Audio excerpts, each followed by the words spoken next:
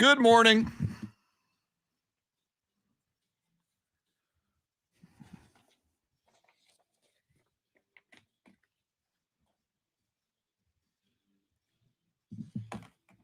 Tracy Bogert, good morning.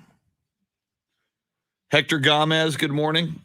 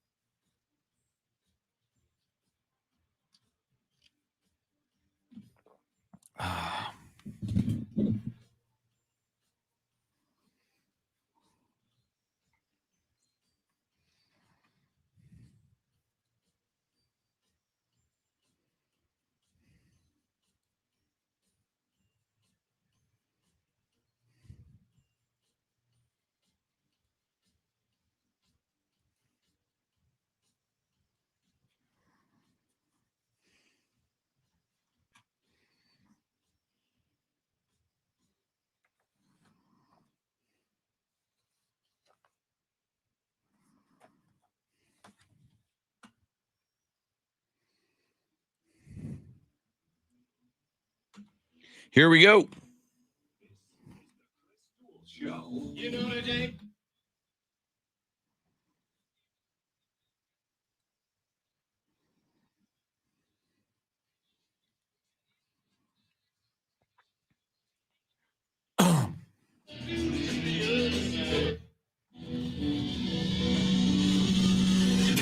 Clint Proctor, good morning. Glory, glory, hallelujah, and praise Tom Landry.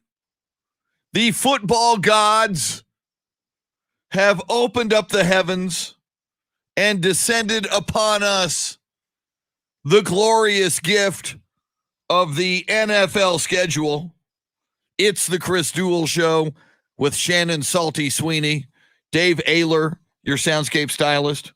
Lots going on in the world of football, basketball. Spurs lose last night at Brooklyn. However, the New Orleans Pelicans lost, so they're done.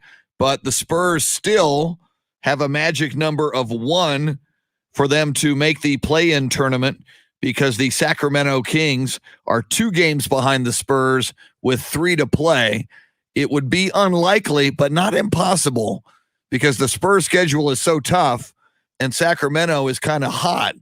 But the Spurs would have to lose their final 3 games at the Knicks tonight and then 2 against the Suns this weekend at home, and Sacramento would have to win all 3. So 6 games have to go in a certain order for the Spurs not to make the play. And we'll get into all of that. Lots going on. Shannon Salty Sweeney, how much did you enjoy as we learned more and more about the NFL schedule last night? I loved every minute of it. It's kind of hard to comprehend all of it when it is all out there. Like 1 week at a time is a little bit easier, right? Because not only do you have just who's playing who on what week, then you have times and you have TV and you've got who's got prime time on this day and what day of the week are they playing on.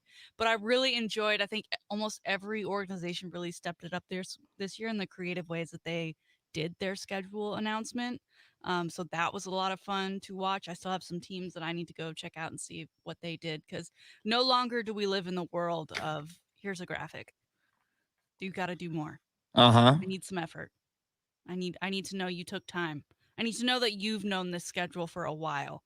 Longs that you did to put in for whatever video release you decided to go with this year. And we'll talk a little bit later. There's we both believe that one team outdid everyone else when it comes to creativity. And no favoritism. No, absolutely not. And what strikes me, Shannon, is the NFL is just so brilliant. And we are so, we're so addicted to everything NFL, whatever they roll out, NFL draft, NFL schedule, NFL anything. But I mean, I think about it. When Major League Baseball schedule comes out, first of all, it's 162 games, but this doesn't happen. NBA, this doesn't happen. And even college football, as you wear your burnt orange Longhorn warm-up this morning.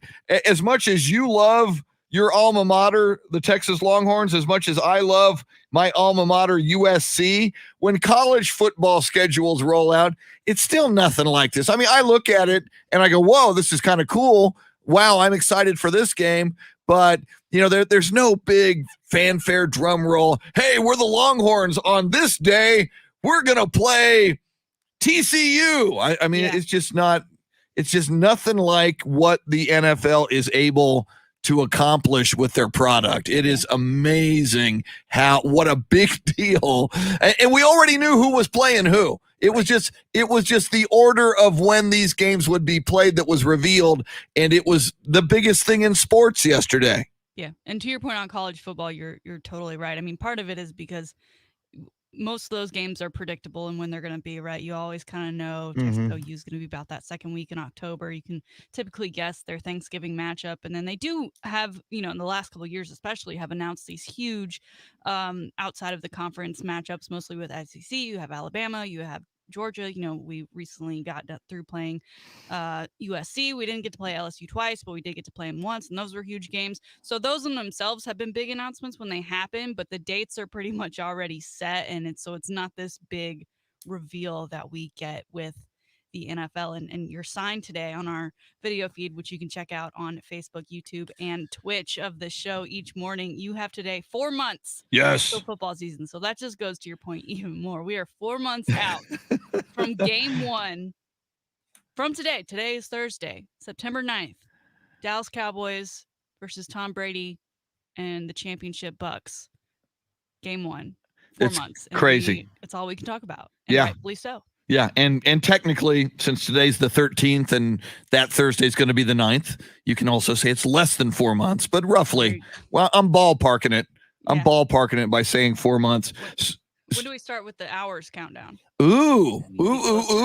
I might have to, during one of the breaks here, pull out my calculator, do a little math. And what's so cool, maybe we'll have to find one. They've got those websites where you can just create hourly countdown clocks. Yeah, I wish we could have widgets on our screen, because then we would have one up in the corner every day. Oh, that'd be hilarious. Just everyday countdown clock. NFL countdown clock. Beautiful. So the NFL schedule did inspire our poll question this morning, and I don't have it in front of me. For some reason, it's not coming up on my page. I've got you. Oh, you got it. Good. What do you got? Yeah, so now that we know the complete Cowboys schedule, because we knew yesterday they were getting that opening game on Thursday against the Bucks, but we're asking, which Dallas Cowboys game are you most excited about?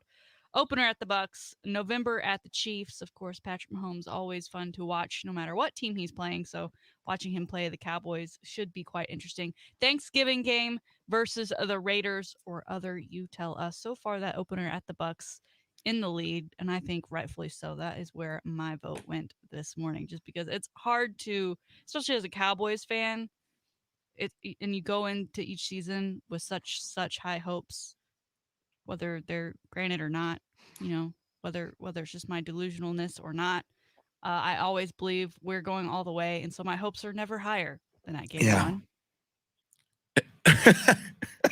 Thank you, Jerry. Good to hear from Jerry. He's always the realist. I think we'll hear from Jerry a little bit later in the show as well. No, and I'm the same way. I remember even when the Cowboys had Quincy Carter at quarterback, I was, yeah, man, if we can just get on a roll, if everything comes together, and all we have to do is win the NFC East and then get on a roll and win 3 straight playoff games. Come on, we can do that. Yeah, I'm delusional as it gets. I'm with you though. I vote, and in fact, our good friend Clay Travis, who precedes us, that guy, in between him telling us how great he is and how great his show is, and we should subscribe to his website and buy his books, and that nobody says the things he says on the radio. In between that, he talked about the NFL schedule in the 5 o'clock hour, and he made the point, and I agree with him on this, so I give credit where credit is due, even to an egomaniacal narcissist like Clay Travis.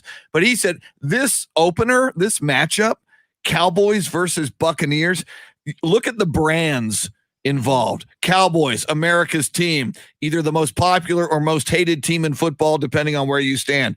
Tom Brady, The GOAT, greatest quarterback of all time. You either love him or you hate him. Super Bowl champions. Tampa Bay Buccaneers, not a brand really, other than now with Brady, but defending Super Bowl champions.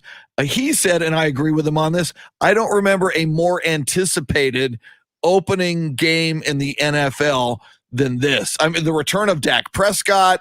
I mean, so many storylines going into this one. It's going to be fun. Yeah, the NFL made the right decision on this for this to be the opening game, and then, you know, to add fuel to the fire, Tom Brady already going after me. I mean, we're 4 months out and he's already tweeting the official NFL graphic for the game and quoting us versus, in quotes, America's team. Yeah. Which I know he grew up in California. I think he was a 49ers fan growing up. I get it. He watched the Cowboys win all those Super Bowls. And he has said he hates the Cowboys. He hated them as a Niner fan growing up. And he said it as a Patriot. He said it present tense. I hate the Cowboys. So I guess there's that to go on too. See somebody tweeted that to me last night that Brady's already squawking about America's team. Because I was fuming. Well, and my point is, I hope Brady gets sacked 4 times or more, and I hope he gets pressured a bunch of times, and I hope he gets hit, and I hope he gets picked every time the Cowboys. I hope he decides to retire that night. Yes, every time the Cowboys defense makes a big play, I hope they get in his face and go, "Hey, Tom, America's team!" And I hope the Cowboys win, and I hope they point at him, "America's team, America's team." Make him eat his words. You know, for the purposes of this show, I think why I love this matchup in this game the most is because for the next 4 months, because you have been Team Tom. I know it hurts. The end of last season. I have, yes. You've been on Old Man Tom train.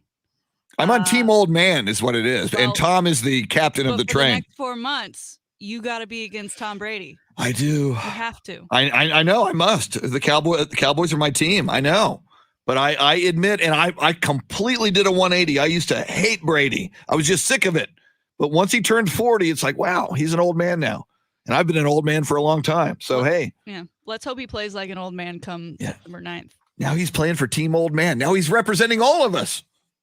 Like, yeah, right. Okay. Quick break. We do this at 6:20 and at 7:20. It's your chance to win $1,000. How cool is that? It's the Grand in Your Hand cash contest. You're going to get a keyword right now, and then you go to either website, AM 1300 The Zone or Ticket 760. Pop in that keyword. You got a shot at $1,000. Here it is. $1,000. Just enter this nationwide keyword on our website. School. That's school. Enter it now. School. And as Shannon mentioned earlier, we are on Facebook Live. Quick shout out to the people we see in there. Tracy Bogert, Hector Gomez, Clint Proctor, Sam Tobias, Luisa Alanis, and Anthony Del Toro. Good morning, everybody. And if you're new to the show, as Shannon mentioned, we stream live video. And what's cool about that, you not only can interact with us live and in real time, but also with other people, because there's always side conversations going on there. So it's via Facebook Live. We tweet out access to that video. It's accessible on YouTube and Twitch, and God knows what new apps will roll out in the next 4 days, and it will be on that too. It'll be cool. So our soundscape stylist, and today's going to be kind of interesting, Shannon, because he knows his rock and roll, Mr. Dave Ayler, and Dave, a major development in the world of rock and roll yesterday. The nominees for the Rock and Roll Hall of Fame came out. Yes. And as always, I'm sure we'll battle it out on the air on who deserves it and who doesn't.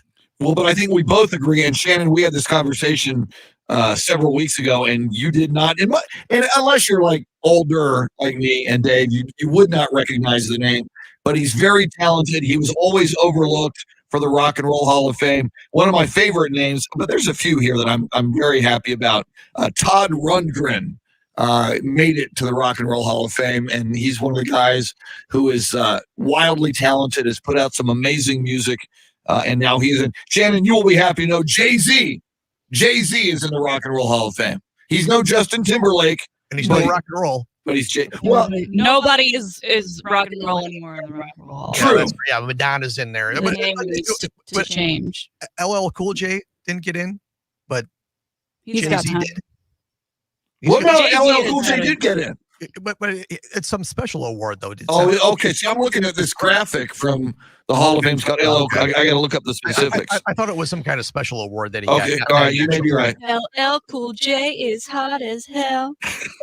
Battle anybody, I don't care, you tell.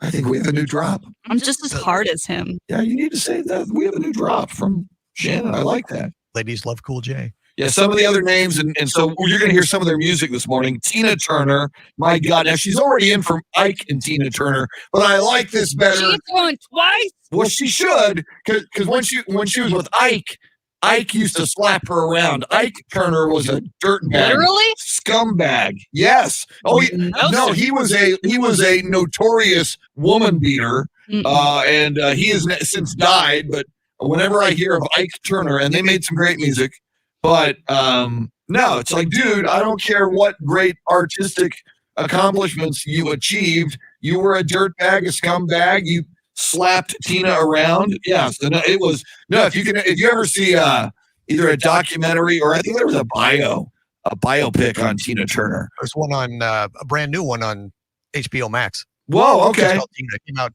less than a year ago. I think. Very cool. But yeah, no, it was ugly.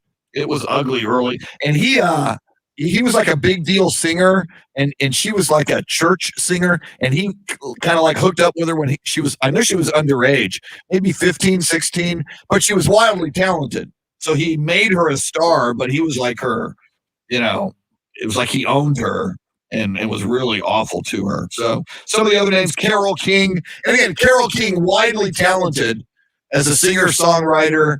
Her Tapestry album was a big deal, like in 71, but Carole King is not rock and roll. So, I mean, I love her, and congratulations. That ain't rock and roll. Just saying. And the fifth Beatle, Billy Preston.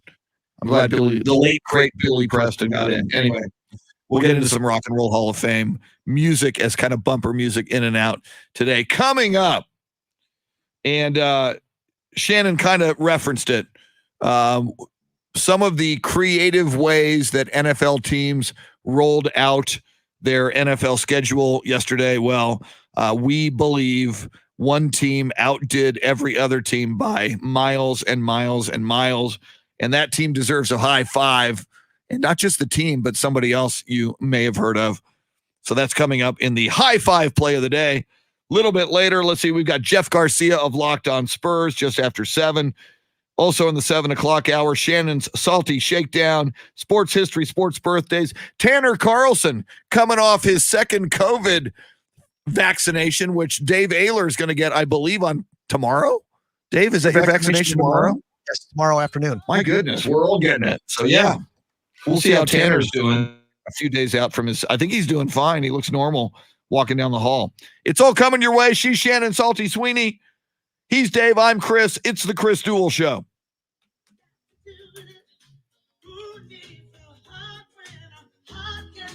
Nice music choice.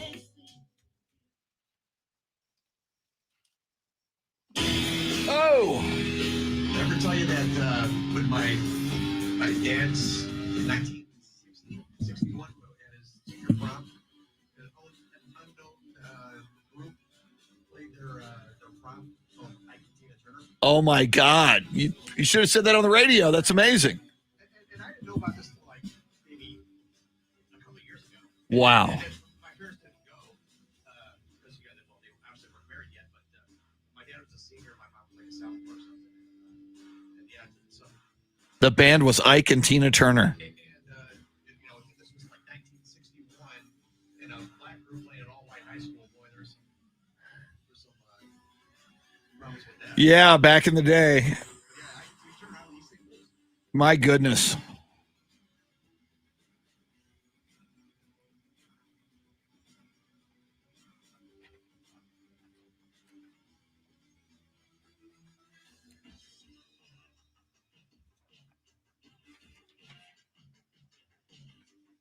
And they're on the St. Louis Water Tank. They are both. Yeah, well, there's one star for both of them. Okay. And so that's where they're from? They're from the St. Louis area? East St. Louis. Okay. Ike was from East St. Louis, and he had Tina after she moved from Mississippi to live with her interest.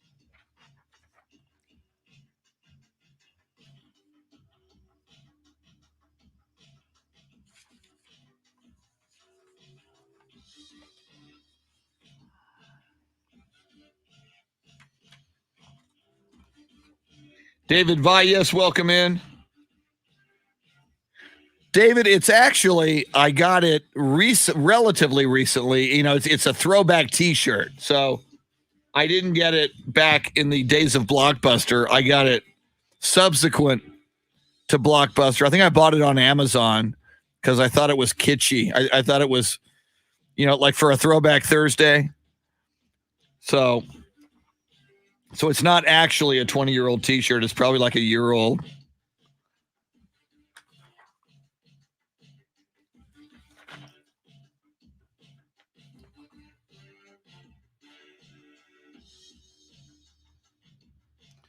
Ooh, Chick-fil-A limiting sauce packets because of a shortage. See, when I get my Chick-fil-A grilled chicken nuggets, I need maximum sauce packets. I can't just eat those nuggets without sauce packets.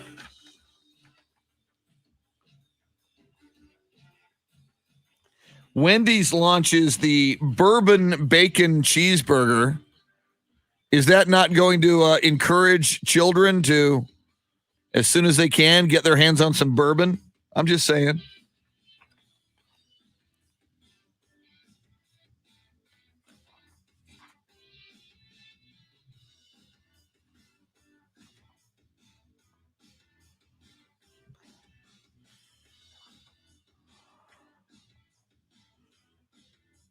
Well, this is a Shannon Salty Sweeney story and hypothetical.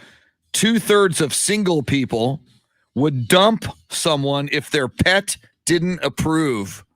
If they started dating somebody and their pet did not approve, 2/3 of single people would move on from that person.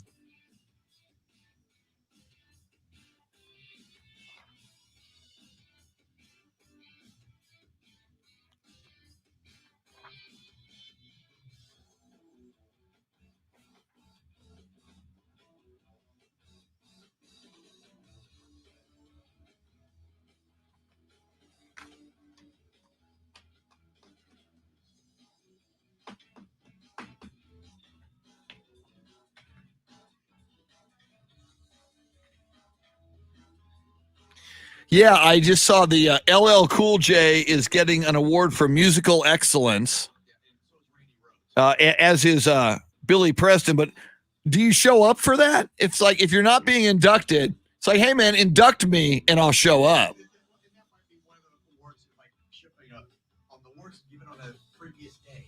Oh, okay. Maybe something like that. Because that's a little backhanded. It's like, you don't get in, but here's take this little trinket award home with you. Yeah, it's the LL Cool J is getting something like that.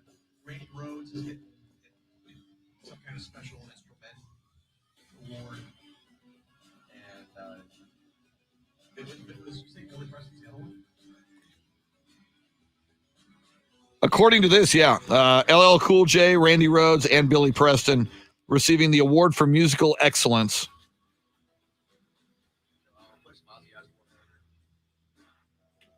Foo Fighters going into the top of the hour.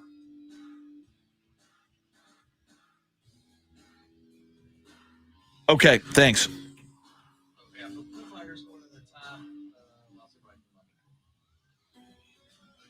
Try to see.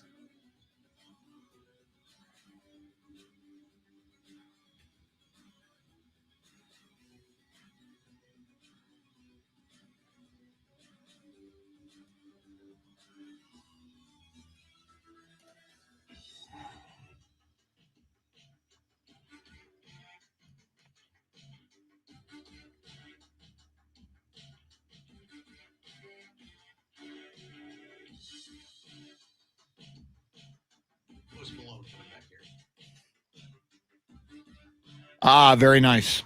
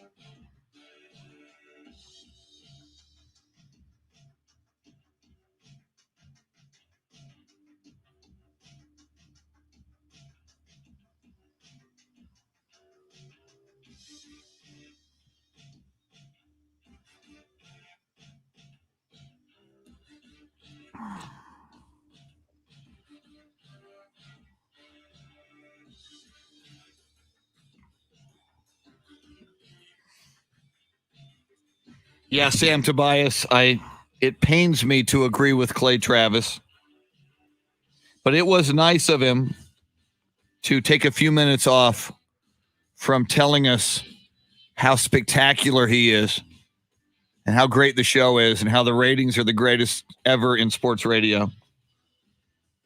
And him ending every sentence with the word right. It's going to be a great opening game on Thursday Night Football, right? I'm Clay Travis, right? My God. If I could just slap him every time he says right, then I'd be cool with it. Right?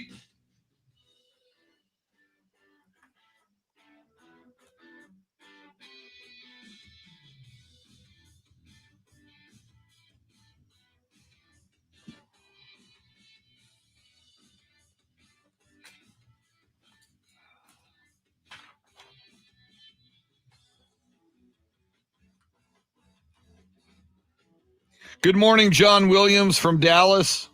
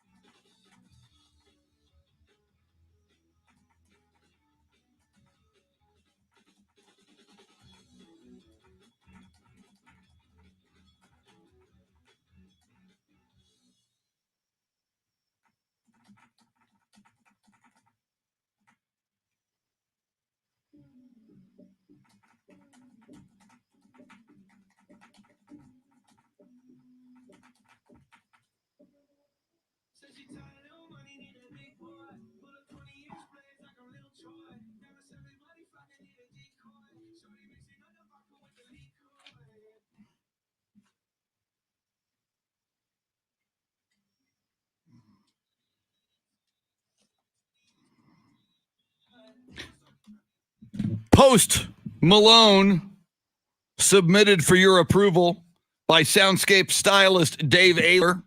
Welcome back. It's the Chris Duel Show with Shannon Salty Sweeney.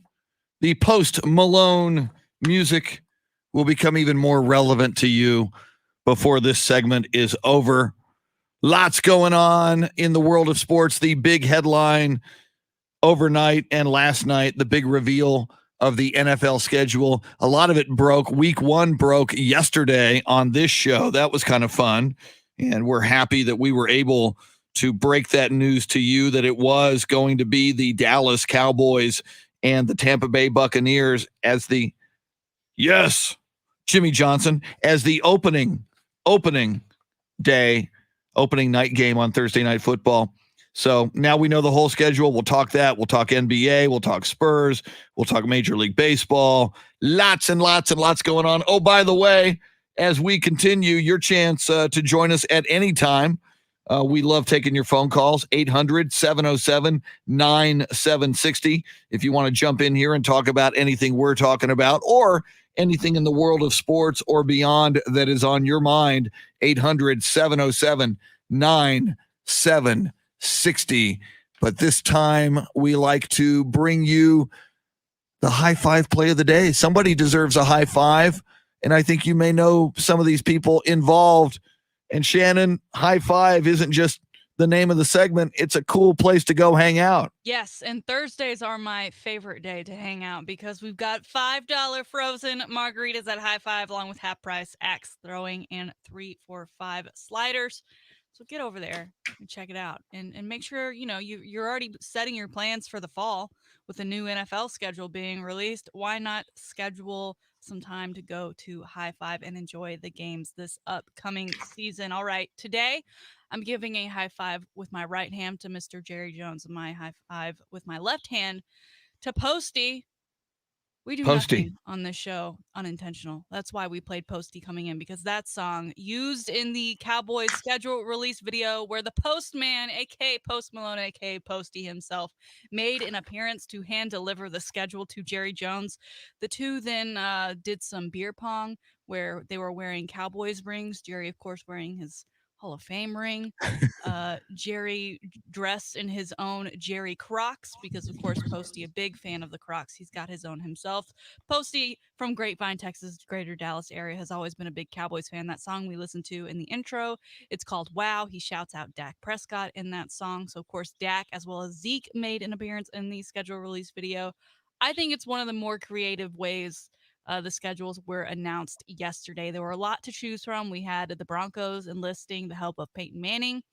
We had the Texans doing the fried rice trick, which probably took the longest to make. For those that aren't familiar, it's where you get an artist who, with colored fried rice, makes in this case, they made the logos of all the teams they were going to play, and you lay them out inverted so that when you toss them up in the air and record it in slow-mo, you see the full picture with the rice in the air. It's really cool, but I'm sure takes tons and tons of time. Mm-hmm. But overall, I give kudos to the Cowboys for this one, for winning the battle of NFL release schedule days. I mean, you could have been the Browns, who did nothing.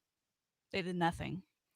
Yeah, you got to do something in 2021. I mean, come on. Don't do nothing. You got Baker Mayfield. That's right. He's so funny in those commercials. Think what you will about Baker's demeanor and character and ability, but he can be funny. They could have made the funniest Baker Mayfield release video out there if they tried. And for those that have yet to see the Cowboys schedule released video in full, it is over on the Chris Duel blog page at ticket760.com, as well as AM 1300 The Zone. It's only 2.5 minutes. It's very enjoyable. It's great. It makes you smile.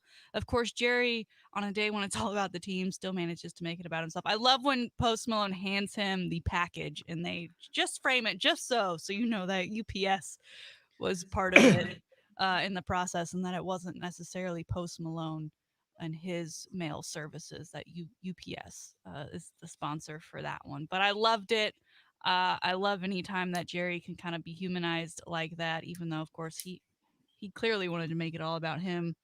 The addition of Dak and Zeke at the end there was great as Posty, and I don't know what they were tossing out. Do you know what those were?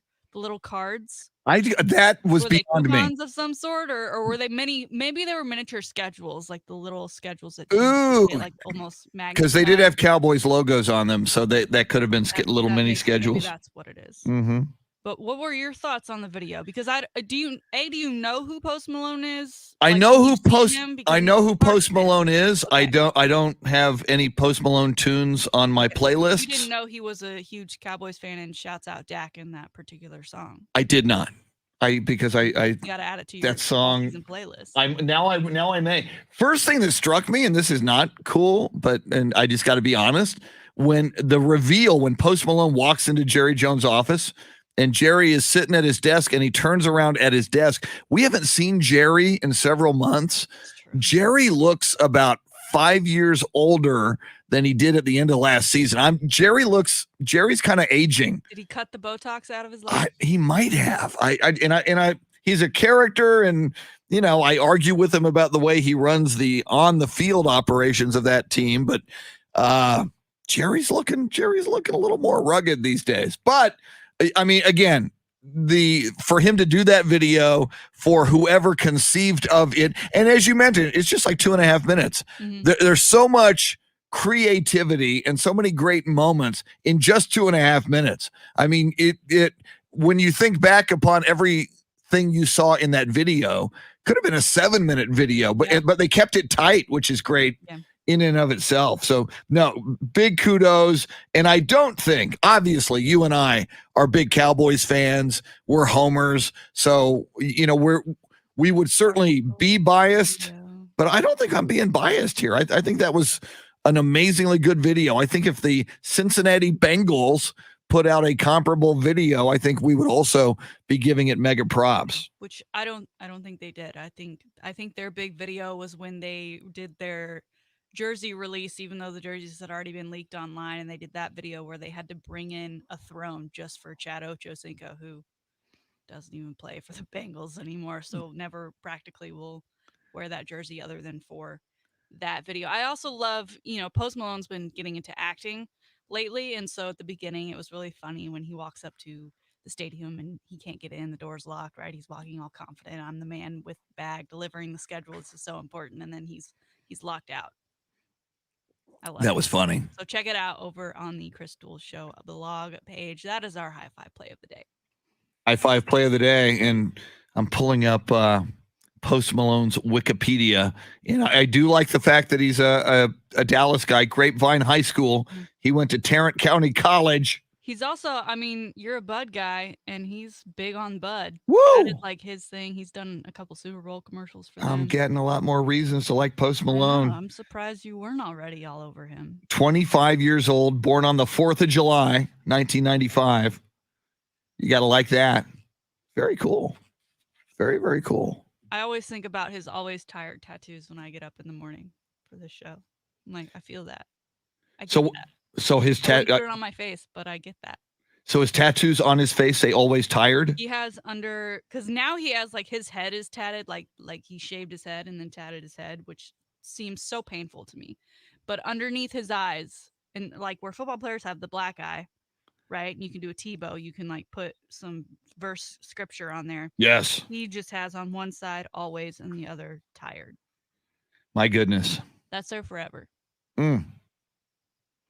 And Anthony Del Toro saying, I just saw Post Malone in a movie with Mark Wahlberg. Yes, I think it's called Spencer or something. It's very good. It's on Netflix. So you've seen it? Yeah, it's a good little action flick. Eliza, can never pronounce her last name. Eliza Schlerzinger's on there. She's a comedian. She's got like 5 Netflix stand-up specials, also from the Dallas area. But yeah, that's a good little Netflix film. Very cool. I'm always looking for more Netflix films. Well, today, Shannon, May 13th, each day has its own special designation for something. Yes, it does. And I got 3 here for courtesy of Dave Ayler. Is it 3? I may have 4. No, I got 4. Ooh. It is first and foremost, I guess, looks like we're going to have to drink today. Today is World Cocktail Day. Time to have a cocktail. I've got happy hour plans. This is perfect. Supposedly, the first definition of the word cocktail appeared in print for the first time on May 13th, 1806. So we've been referring to cocktails as cocktails since 1806 on this day. So you need a cocktail. In your case, a margarita. Today is also National Apple Pie Day. Nope. Don't like pie. Don't like pie? Yeah. You call yourself an American and you don't like apple pie? I don't like pie, especially not fruity pie. I'll do like a peanut butter pie, but that's not really. I've never even heard of a peanut butter pie. Oh. Peanut butter pie? Oh, Jack Allen's. They once made me a whole peanut butter pie for my birthday. My goodness. Like, we don't do special requests, but if we make peanut butter pie for the restaurant for the weekend, then we can make you one specifically. And they did that. Shout out. The apple pie goes all the way back to the 14th century. The first printed apple pie recipe was Jeffrey Chaucer in England in 1381. For those of you scoring at home. All right, you don't like fruity pies, so I guess you won't like that today is also National Fruit Cocktail Day. Now wait. Fruit cocktail. We can have cocktail day, but now they're making it a fruit specific cocktail. Yeah, you can't do that. No, you can't have fruit cocktail. Will I have a mango margarita though, just to like make sure I cover my bases? Sure, why not? Why not? And this is, I don't understand this at all. It is finally, mercifully, this is the last one. It is National Frog Jumping Day. Apparently, Mark Twain in 1865, and someone made this a day.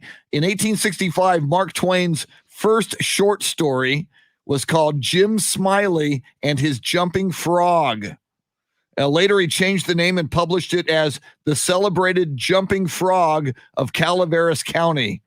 So somebody decided to make today National Frog Jumping Day. Our tax dollars are going to legislation to be passed like this, where we have a day. Oh my God. And apparently there are annual frog jumping contests, which did begin in Calaveras County, California in 1849.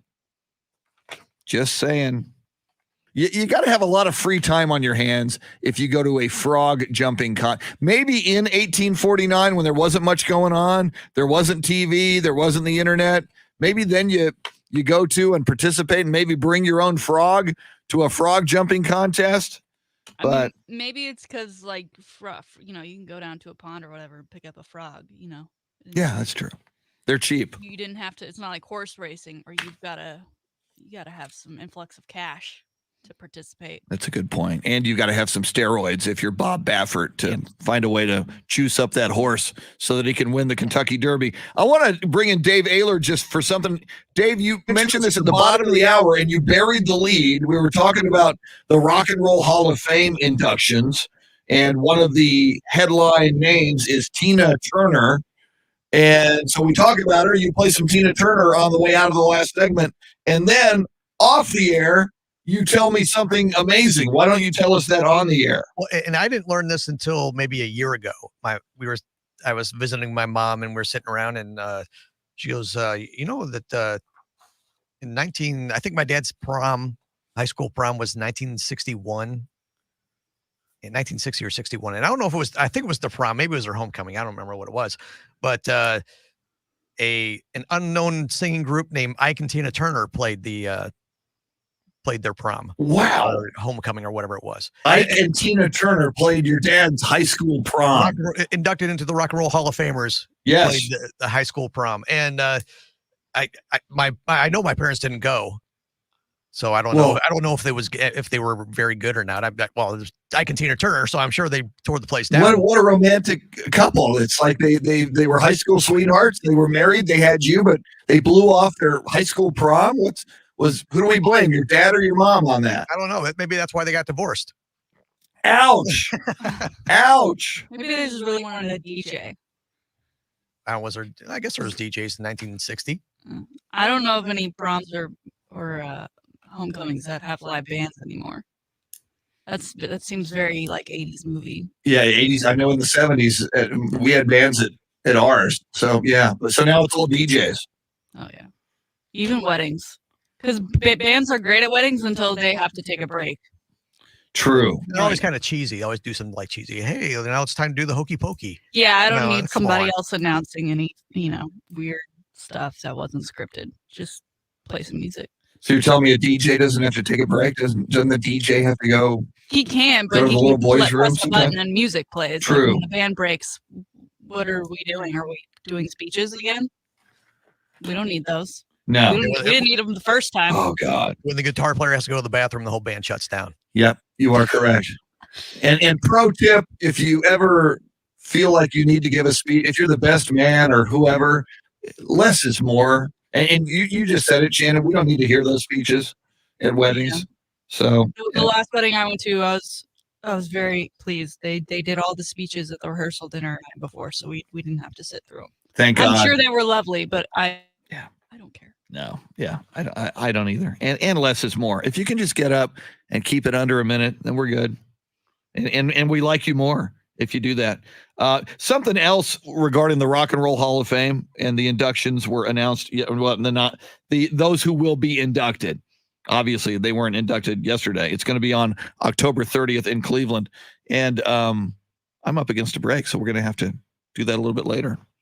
But I can say it real quick. LL Cool J, Randy Rhoads, and Billy Preston get the award for musical excellence, but they don't get inducted. I don't think they show up for that. Well, obviously, Billy Preston's dead. But LL Cool J, if you're not going to induct me, man, I'm not showing up for no stinking little second-tier award. Like a participation in music trophy. Who we listening to now? Is this Foo Fighters. Foo Fighters. They're going in too. Foo Fighters are going in. Now, Dave Grohl We love him. of the Foo Fighters, and we do love him, already in the Rock and Roll Hall of Fame as a member of Nirvana. So Dave Grohl, now a 2-time Rock and Roll Hall of Fame dude. Just saying. All right. Coming up, Jeff Garcia of Lockedon Spurs was in the building last night at the Barclays Center.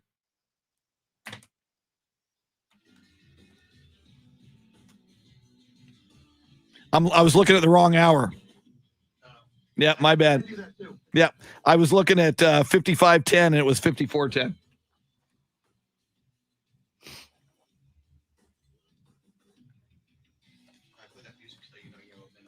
Yeah, I figured that. Then when I heard it, when I heard it, I looked down and go, oh wow, he's playing it like 90 seconds early because I got till 55:10. I've only had this rundown for like 4 months. More like 5. And if you want to get, I don't know if you want to get into this, but the big stuff this year on the Rock and Roll Hall of Fame was Iron Maiden not getting in. Okay, thank you. It looks like Gordon's wife and Iron Maiden, Judas Priest, Motorhead Shelby, and none of those are. Thank you, Gordon. But Iron Maiden was on the ballot this year, but for some reason, and I think the fan ballot they came in 5th, but when the names came out, they weren't on the final. Okay.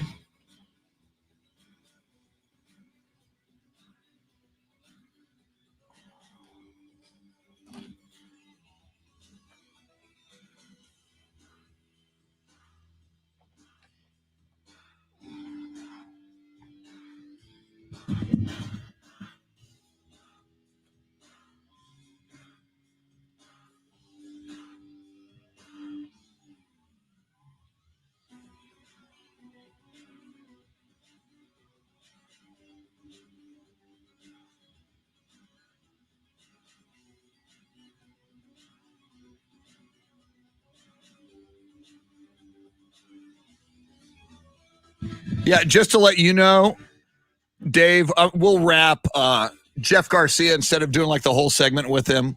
I'm going to wrap him a little earlier than usual, and then we'll talk after he's gone. So if you can just on the way out thank him and say goodbye. Maybe at like 19 or 20. Well, I'll try to maybe wrap him before the contest. If not, I'll wrap him just after the contest.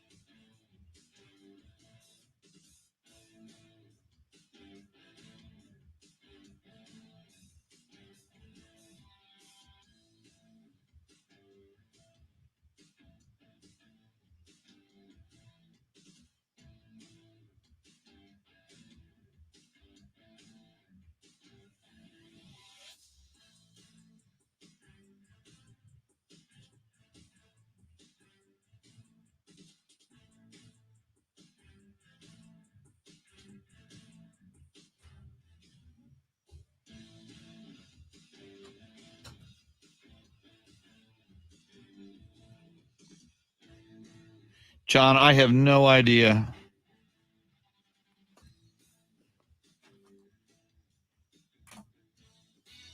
Greg Helch, welcome.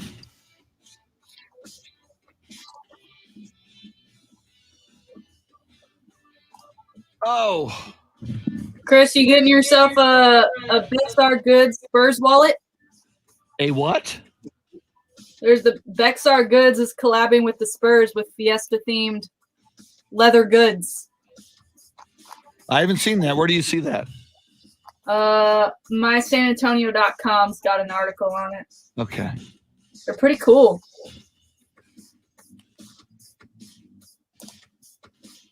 I might have to. Bottom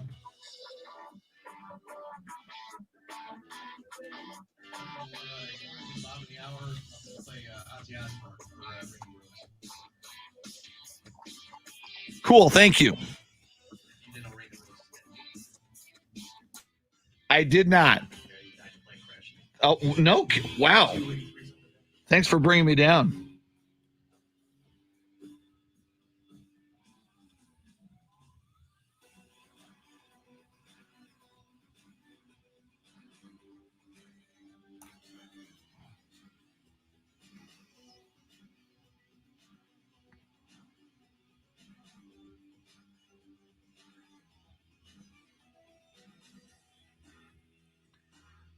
All right, let's see.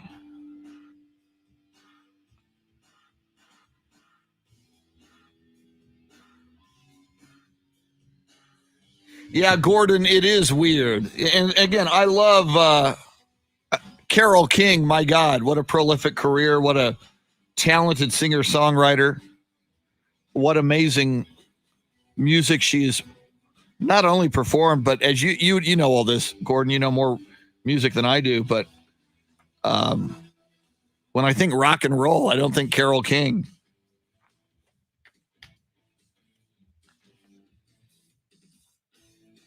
But I guess the name Music Industry Hall of Fame is not nearly as catchy if you're in Cleveland as the Rock and Roll Hall of Fame.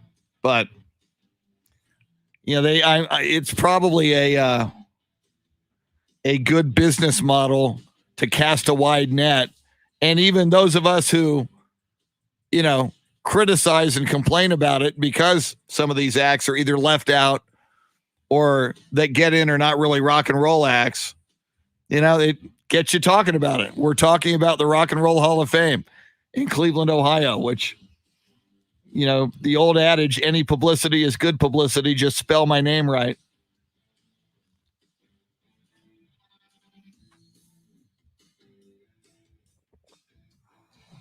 Grand Funk Railroad. Is Grand Funk Railroad in, Gordon? Grand Funk Railroad. My sister Beth had a Grand Funk Railroad album when she was in high school. I was in junior high and would play that album, as I recall.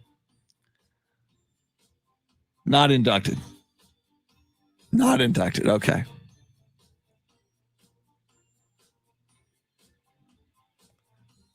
So we did have a Grand Funk Railroad album in the household, courtesy of my sister Beth. Okay. Is that NBA scorers? As of last night, we still did not have times for the two Spurs games this weekend, which is crazy. Yeah, and they play Phoenix on Saturday and Sunday. This is Thursday. And as of now, and all games on both those days, the NBA is not assigned times for. If you're going to those games, if you're a season ticket holder, what the hell? How do you plan your weekend? Jet's ready. Okay, thanks.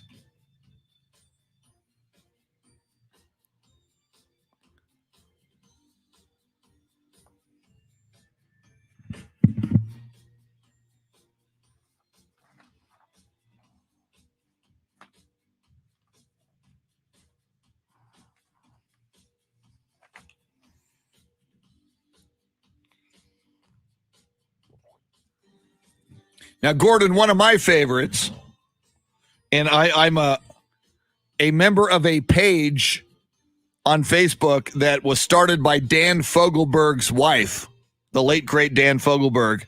And the page is Dan Fogelberg for the Rock and Roll Hall of Fame. And while on the surface, obviously, many people would argue Dan Fogelberg wasn't rock and roll. I could point to some of his songs where he could absolutely rock. And if Carole King is in the Rock and Roll Hall of Fame, then I do believe Dan Fogelberg is worthy of at least serious consideration. Never nominated, never thought about. You look at his body of work. I just thought he was amazing and continue to think years after his death, he is amazing. No Thin Lizzy. Thin Lizzy, I agree, should be in, Gordon. Good morning, Axel J. Miller from Denver. Here we go. This is the Chris Duel Show.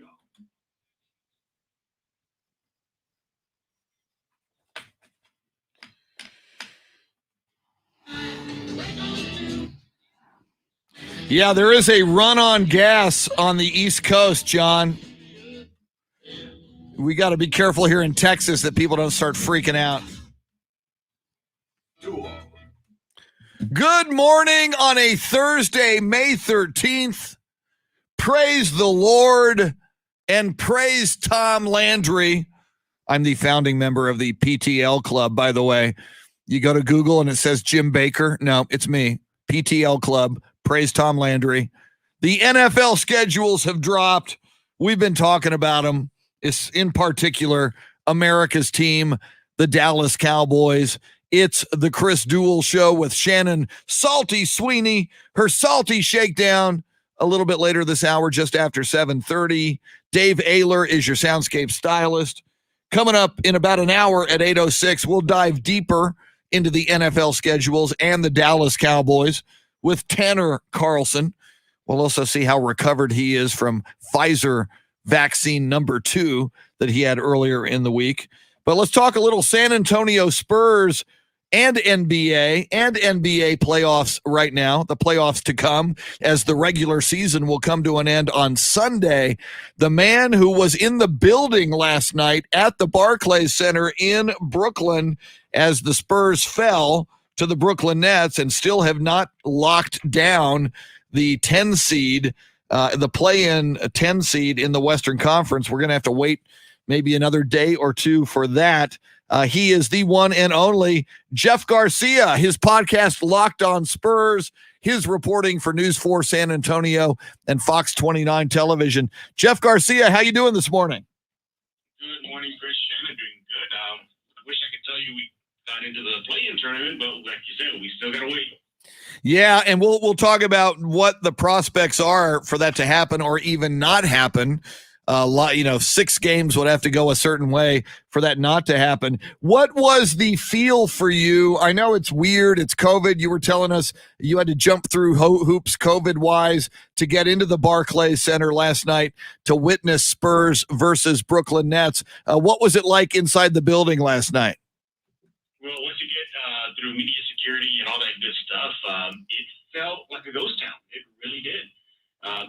For those who've not gone to an NBA arena, now that they've let fans in, at least some fans, what they put this big iron black gate that just picture half of the floor seating just cut in half. And then there's this big gate that goes all around the bowl. And that's how far you can go. You're close, you can definitely see, it's not like you're far away, but yeah, there's a big difference now instead of being able to walk down to the first level and on the court, take some photos. That's gone. Players were warming up. Got to see DeMar DeRozan do his thing. James Harden go out on the court before it was announced that he was in play. So you still get to experience the pregame vibe. You cannot get super close. And as far as the arena is concerned, just sparse. If you're lucky enough to get there early before fans get in, you can see where the NBA, they put markers on rows. So there's like little cardboard boxes, the best way I can describe it as, where those seats are going to be occupied, and then everything else, not occupied. So all in all, it felt weird. It wasn't loud. Fans, sure, they got riled up, but the Barclays, they relied more on their version of team hype. Spurs have team hype, bunch of kids jumping around.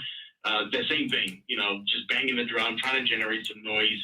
And also, too, maybe it didn't help, too, because the game didn't go great. It was pretty much lopsided, so nothing really to cheer about. Brooklyn was pretty much ahead for most of the game. But all in all, it is a different experience. Fans really got to generate noise to get their favorite team hyped up. But it was just simply good to be back into an NBA arena, just to get the vibe of it. I was rusty. I've been to Barclays so many times, and I know people there, and they're telling me, "Do you remember how to get to your seat?" I'm like, "No, I don't remember how to get to my seat." So I'm not sure had to direct me and point me to my assigned seat. And then when you get to your assigned seat, it's just so much space between you and the next person. As a matter of fact, for media, we have to sign this extra form that says that 48 hours after we leave Barclays, if we get in contact with somebody who has the virus or test positive, we have to inform Barclays. And Barclays then does a contact tracing from the moment you got in until, just to try to figure out where you're at. But no locker room, pre or post game, nothing like that. No chance to talk with players. It's just all Zoom. As a matter of fact, Chris Shannon, I was sitting there in my seat thinking, why didn't anybody come? I mean, it's pretty. Wow. There's no point. I could have just done something, come from my home and watch it on TV. It's the same concept, just different atmosphere. Watching the game, Zoom in the arena, watching the game, Zoom at your home. So there really is no difference. But if you just want the experience and the feel for what it's like to get back into live action sports, then go for it. But I think it won't be different until next year, when hopefully they allow everybody back in. Jeff, you mentioned the lopsidedness of last night's game. I'm sure Harden had something to do with it, as it was his first game back, and he had a pretty good showing. Tonight, the Spurs take on the Knicks, who have secured their playoff spot. So does this look like a more winnable game going into tonight, knowing the Knicks may rest some of their key players as they wait for the playoffs to start? Absolutely, yeah. If you're in the Knicks, why risk it? Yeah, sure, play it for a half, and then, let the other kids go out there and do their thing. The Spurs, they definitely still have something to play for, that play-in tournament. They got a little help last night from, of all teams, your Dallas Mavericks beating the Pelicans, so yay. But now there's just a matter of the Kings. The Kings got to lose one, or the Spurs just win one. So it's still the magic number is 1. Chris, you mentioned some of the scenarios. One of the scenarios that could totally hurt the Spurs if just the Kings went out. So there's that scenario. They get in, not San Antonio. But the Spurs just got to win one of these final games, whether it's New York tonight or one of the Phoenix games. And all signs are pointing to yes, it's going to happen. It's just a matter of when. But the Knicks, I think it'll be good too, because we saw last night versus Brooklyn, if the game gets out of hand, some of the young guys got some run. Trey Jones, HBA, Beta Diop, Dang. Those players that don't get run, so that's really good. DeJounte Murray painted that picture after the game saying, the game sucked, but the positive was the young guys got to play. So, in this final wrap-up of this first season, you really want them to get that one win. They control their destiny, and that's it. Rest everybody, sit everybody down, get ready for that play-in tournament. Patty Mills had another good game off the bench, double-figure scoring. I talked to Base Diop after the game. He told me that he's just very excited to know that Patty Mills is being back to Patty Mills, at least in the last 2 games, and that's going to help the team should they make the play-in tournament. But all in all, it was just a terrible night for San Antonio versus the Nets. So to be clear, and you just mentioned this, but I just want to make sure we're clear for our listeners. Spurs magic number is 1. So the only way the Spurs do not get the number 10 seed and get into the play-in, they would have to lose their final 3, lose to the Knicks, lose both games this weekend to the Suns, and in addition to that, the Sacramento Kings would have to win their final 3. Is that correct? You nailed it on the head. Yeah, they got to win out. That's the only way they can get in. But you look at San Antonio, and you mentioned, Michelle, the Knicks tonight. They're in, so there's no point for them to really, risk injury or risk more wear and tear on a crazy season and get them ready for their postseason in I don't know how many years the Knicks have not visited the postseason, but the Spurs got to take advantage of that. Look, if New York is going to sit half their guys, then that should be a win. But the thing about it, guys, is I don't even know if the Spurs was based on this team this year. They're so Jekyll and Hyde. The last time the Spurs faced a team with half their team missing was Houston, and we all know how that happened post to Harden trade. Spurs lost that one.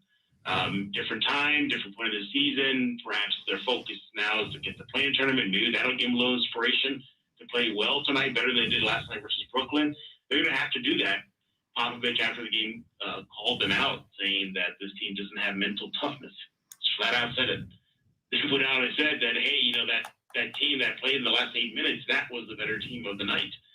That didn't have guys like Murray and Gay and DeRozan and Mills. It was the rookies, those rookies, those players that don't get run, that really were making the game a little bit more competitive for Brooklyn. But all in all, Brooklyn just had their way, had 8 players in double figures versus San Antonio. James Harden was just carving up San Antonio with those assists.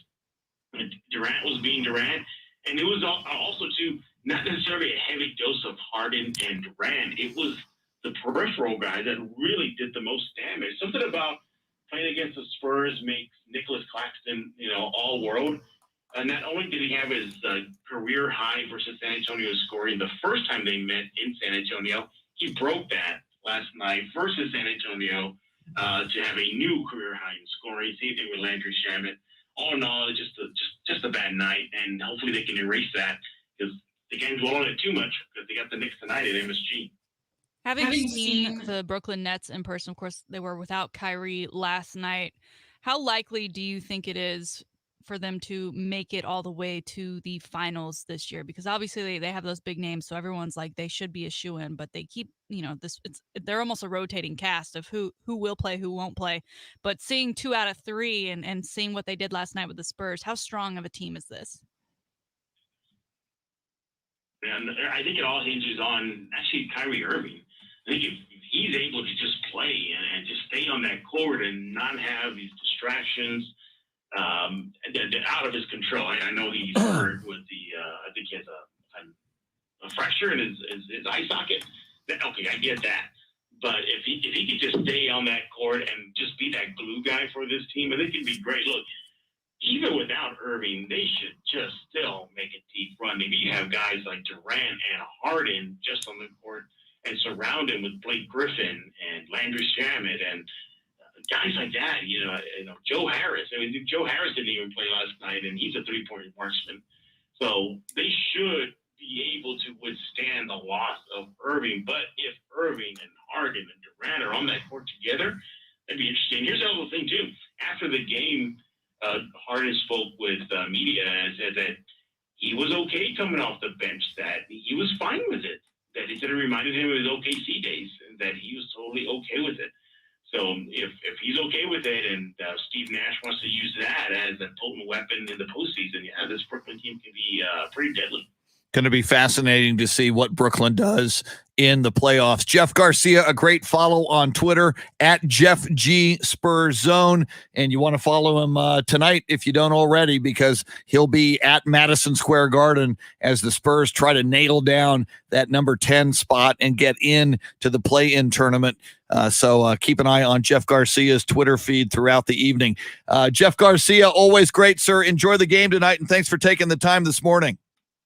Thank you, Chris. Shannon, talk to y'all later. All right, Jeff Garcia. Now, one thing that Jeff talked about, Shannon, and you brought it up with him, is that the Knicks are in and they have avoided the play-in. They're in the number 6 slot in the East. However, as I look at the standings, they're just a half a game behind Atlanta in the 4, and they're in a virtual tie with Miami, who's in the 5 slot, Knicks in the 6. I guess Heat currently have the tiebreaker over the Knicks. So while Jeff seemed to be suggesting that the Knicks would coast and maybe rest some guys tonight, I would imagine if they feel they can win and play well and try to catch the Atlanta Hawks for the number 4 slot, why wouldn't you want to grab 4 and have a first round home court advantage, against the 5 seed in the playoffs? I would think they still have something to play for. I'm trying to make Spurs fans feel better. I know, but see, Jeff seemed to suggest, the Knicks are going to be resting people tonight after the first half. Grateful they're in, right? Yeah, it's been so long. I don't think that's happening. I push for something even greater. If you are at 5 or 6, you do not have home court advantage in the first round of the playoffs. If you can get to 4, and the Hawks are just a half a game ahead of the Knicks in 4, then you can get home court advantage.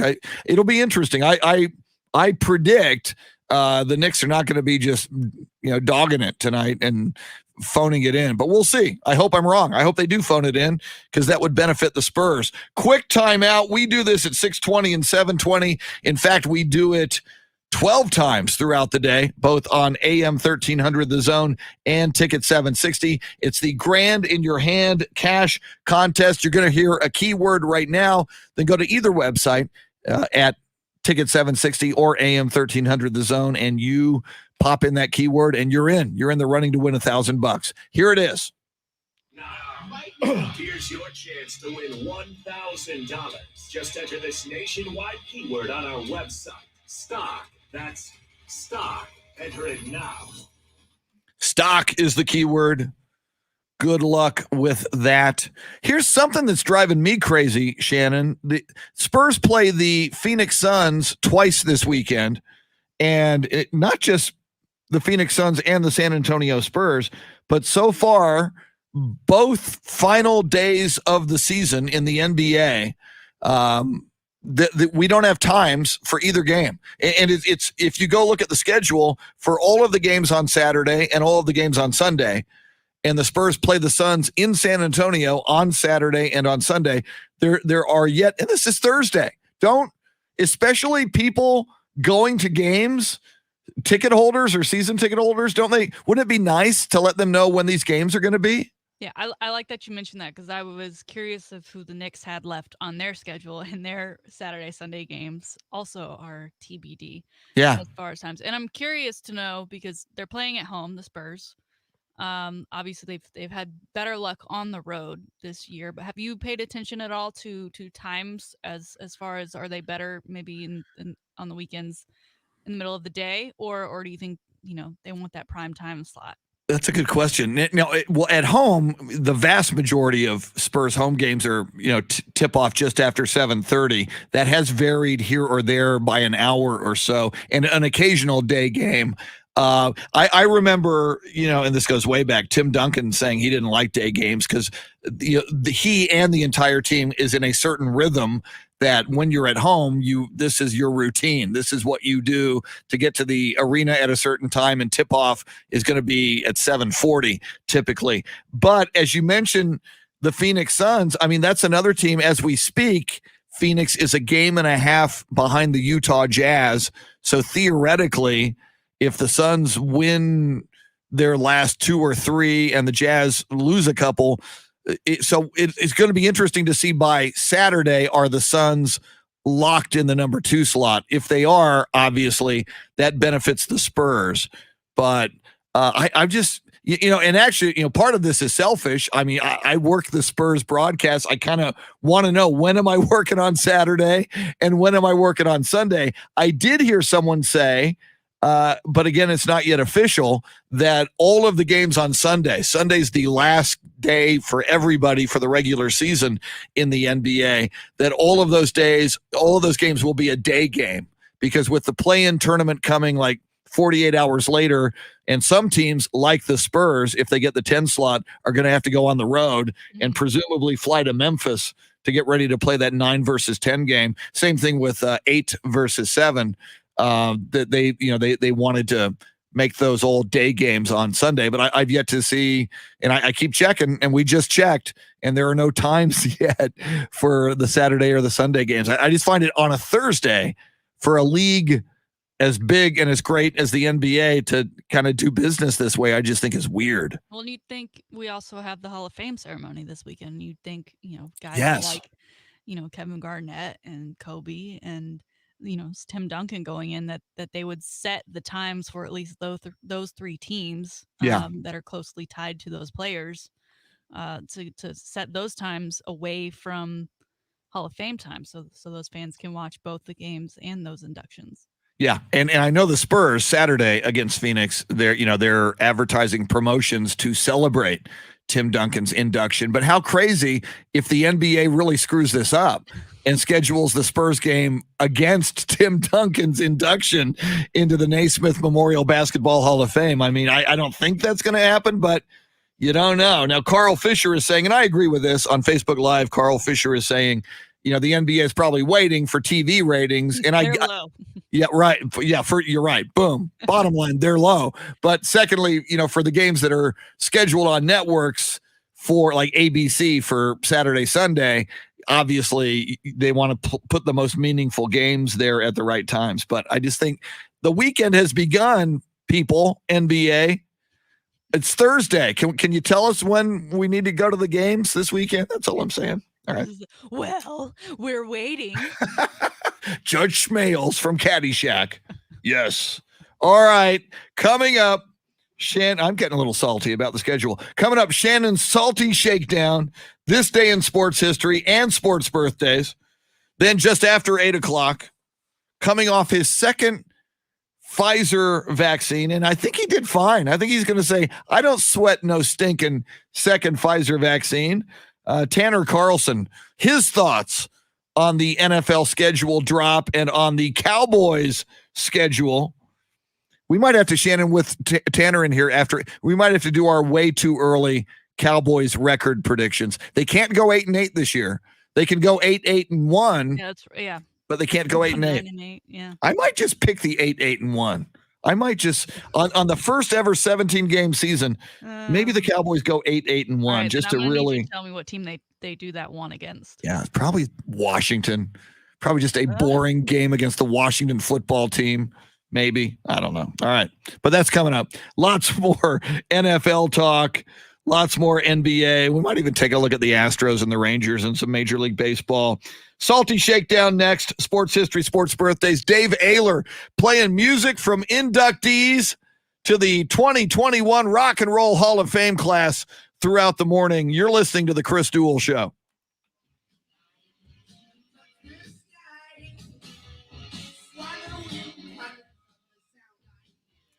Carl, I believe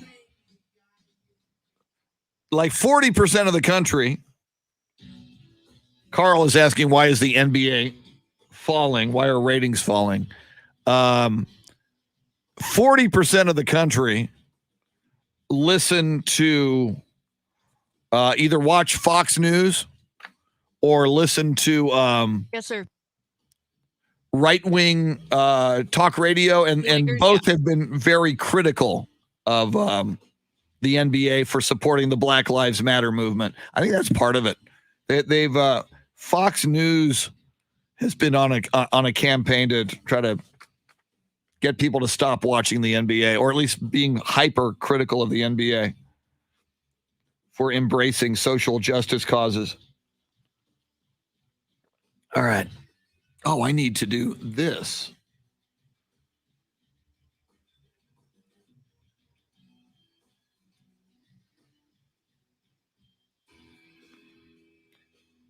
Now, obviously, that's not the only factor, but I do believe it's a significant factor.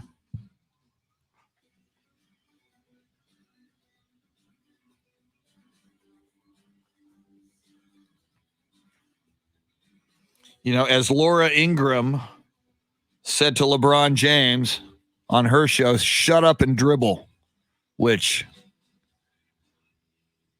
I think if you've got a platform and you see injustice and you choose to call it out, I think you should.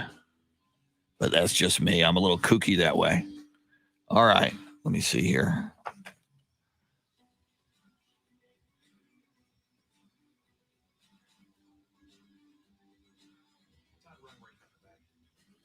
Beautiful. Thank you.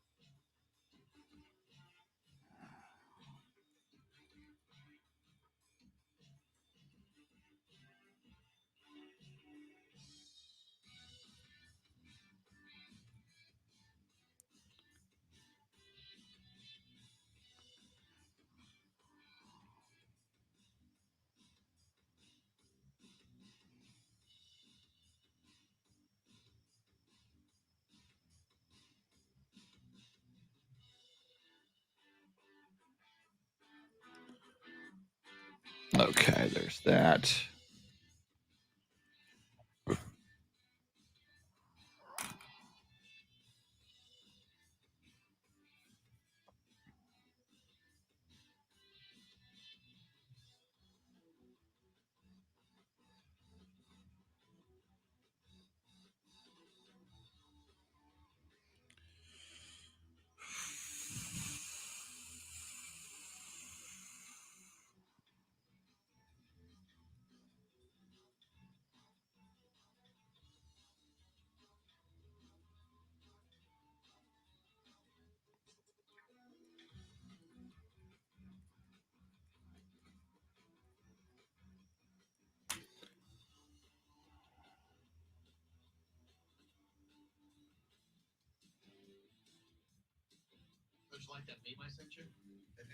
That was outstanding. Yeah, we might have to go over that here. Where'd you find that? That was hilarious.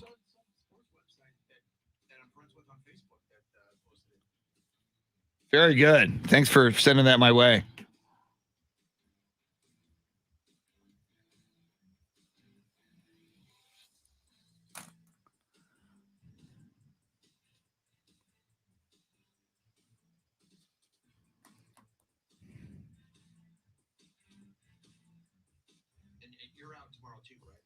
Yes, I am. Sam is going to be here for me. Oh, wow. Oh, okay. So you're out for the shot? Oh, okay. Okay. The next 3 Fridays, I'm in OAI. See, I forgot about that. Sam is going to be doing this show tomorrow because Jerry's got a bunch of baseball games. Okay. Shannon, do you hear that? Sam Freese is going to be running the board tomorrow, not Dave and not Jeremy. So I will try to remember that. And, once I get word from Paul and James Allen, I'll try to send out an email to Sam and you and Andy. Good morning, Beth Settle. How are you this morning, Beth? That's Gordon says, play music of the groups that should have rightfully been inducted into the Rock and Roll Hall of Fame. And Dave Ayler says the show isn't long enough to do that. That's very funny. So yeah, biggest Puma, Sam Freese tomorrow on loan from the Mike Taylor Show.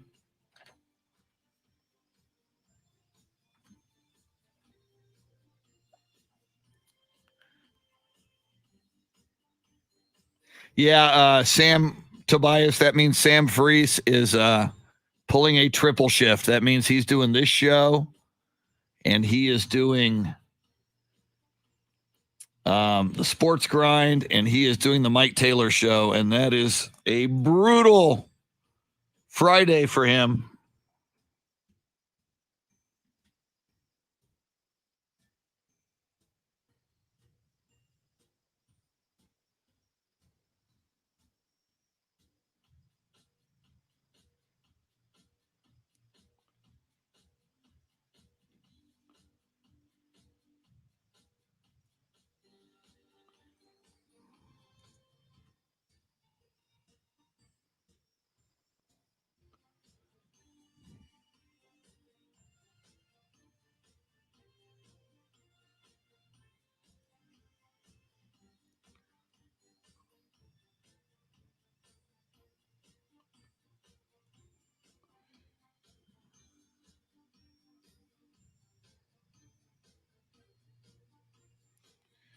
All right, let's see here.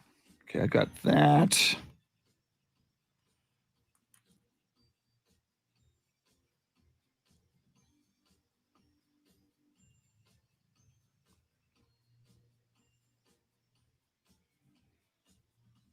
Some Todd Rundgren coming back. Sam Tobias, Mike Bartlett found the morning because he works a lot of afternoons. So for him to work this, and he works Spurs games. So for him to work this show, it was wiping him out to work mornings and afternoons. So good morning, Steve DeRocco. Todd Rundgren.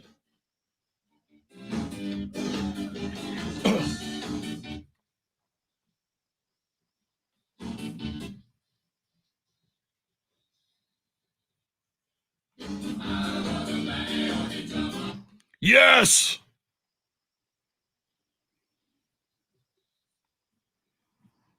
Little Todd Rundgren, newly to be inducted. The class of 2021 was announced yesterday.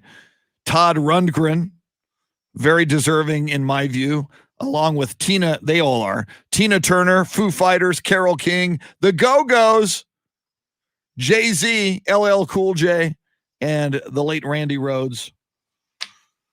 Rock and Roll Hall of Fame. Sweet. There's on Sirius XM, there's a station called Classic Vinyl that comes from the Rock and Roll Hall of Fame in Cleveland. I think there's a few channels on Sirius XM where the DJs do their thing, and they're like old school rock and roll DJs from the 60s and the 70s who are still alive somehow, and they introduce the songs. It's fun if you ever want to go way back.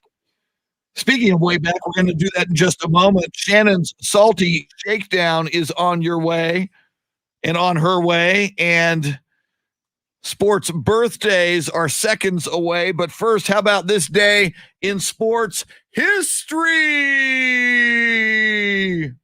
I'm always so excited about it. On this day in 1905, that would be May 13th, 1905, world heavyweight boxing champion James J. Jeffries retires undefeated after 7 title defenses. Dude, you're undefeated. You retire. So he should have stayed retired. He came back in 1910 and got beaten by Jack Johnson. James Jeffries, you should have never unretired, dude. I'm just saying, you couldn't see that coming. On this day in 1955, Mickey Mantle hits 3 consecutive home runs of at least 463 feet. The Mickey Mantle, he was pretty good. On this day in 1958, Stan the Man Musial is the 8th man in Major League Baseball to get to the 3,000 hit plateau. Stan Musial, a St. Louis Cardinal, so Dave Ayler likes him.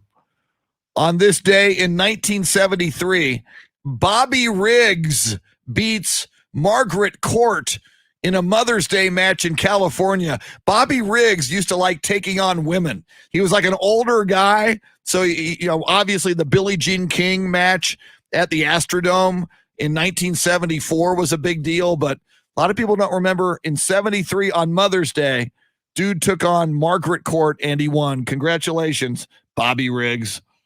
Billie Jean King beat him, by the way. So that's what you get, Bobby Riggs, for trying to pick on women. On this day in 1983, Reggie Jackson is the first major league player to strike out 2,000 times. See, a lot of times, the home run kings, guys who hit a lot of home runs like Babe Ruth, Hank Aaron, and Reggie Jackson, they also strike out a lot. So that is something for guys to remember in bars. To hit home runs, you got to strike out. I'm just saying. Don't swing the bat. Little pro tip there for you. Finally, on this day in 2007, the PGA Players Championship at TPC Sawgrass. Your winner is Phil Mickelson, wins by 2 strokes over Sergio Garcia of Spain. And that event was played in May for the first time. So that was a big deal in 2007. That's this day in sports history. How about some sports birthdays? Thank you, John. Thank you, Paul. Thank you, George. Thank you, Ringo. All 4 of them appropriately already enshrined in the Rock and Roll Hall of Fame. Born on this day in 1914, American boxer Joe Louis. He was the world heavyweight champion from 1937 through 1949. 12 years. Nobody was beating Joe Louis. Born on this day in Lafayette, Alabama. Joe Louis died in 1981. Born on this day in 1978. Pitcher, San Francisco Giants, Barry Zito. But your marquee birthday of the day, the weirdest basketball player ever, and a one-time San Antonio Spur, but won his rings with the Chicago Bulls and the Detroit Pistons. Born in Trenton, New Jersey. I never knew where he was born. Born on this day in 1961 in Trenton, New Jersey. One Dennis Rodman, a.k.a. The Worm, and who'd have thunk he would become bestest buddies with Kim Jong-un of North Korea, but the world's a wacky place. There you have it. Sports history, sports birthdays. And now, ladies and gentlemen, boys and girls, friends, Romans, countrymen, and farm animals everywhere, especially the goats, for whatever reason, the goats love. Here it is, Shannon's Salty Shakedown. Right, we're going to start off in the world of the NBA, specifically the LA area. Staples Center allowed 4,000 fans to attend last night's Lakers game against the Rockets, where they ended up winning again off of a late shot. LeBron did not play. AD did not play, which makes this banner reveal moment that much more strange to me. We'll go ahead and give you some of the audio from last night's banner reveal for last year's championship. We've waited until now because our banners have always been about our fans. We've been awarded our trophy. The players have their rings. Our final piece of business is to commemorate our 2020 NBA championship, is to honor our fans with the banner. I'd like to turn it over to our leader and team captain, LeBron James. Thank you, Jamie. On behalf of my teammates, coaching staff, training staff, myself, and the other team captain, AD, we would not send this banner to the Raptors without you guys. And I know we're missing a lot of our Laker faithful, but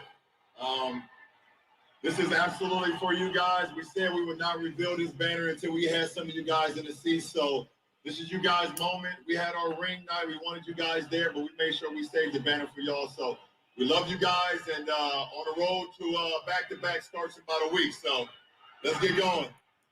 What a mess.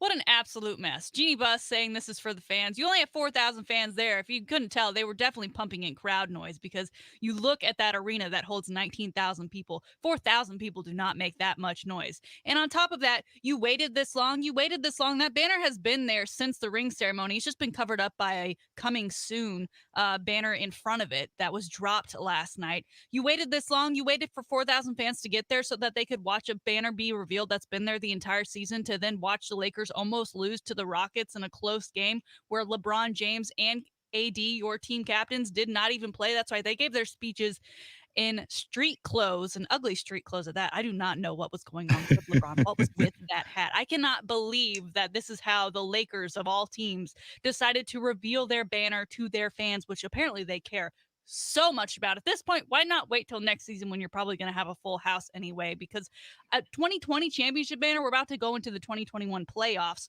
No one cares anymore, and no one thinks you're going back to back, LeBron. So sit down in the chair you've been sitting in for the last 7 games because of your ankle.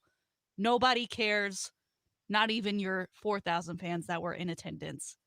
Chris? I got a different beef. And you're right on, though. I applaud and second your emotion to everything you just said.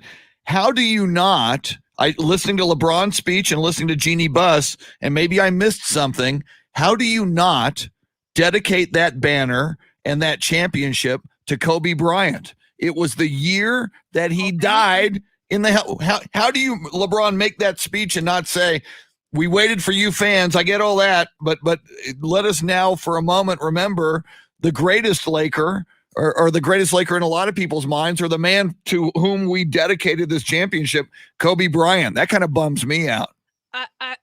Without looking up the Lakers schedule, I would assume that maybe last night's game was their last home game of the regular season, and given that they're probably going to be in the play-in and may not have home court advantage and then could be knocked out, I guess they were like, well, we should probably do it. But It's just a banner, you guys. Nobody cares that much. And again, to pump in all that extra crowd noise was just ridiculous, as you see a next to empty arena behind you. So whatever, Lakers, I'm over it. All right, moving on.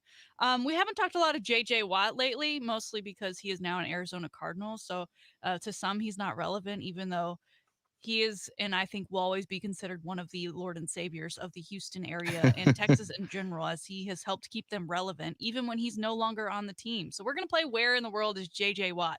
Well, J.J. Watt was back in Houston just less than a week ago to take part in a commencement ceremony. He put on the entire garb. He even tweeted a picture of himself out.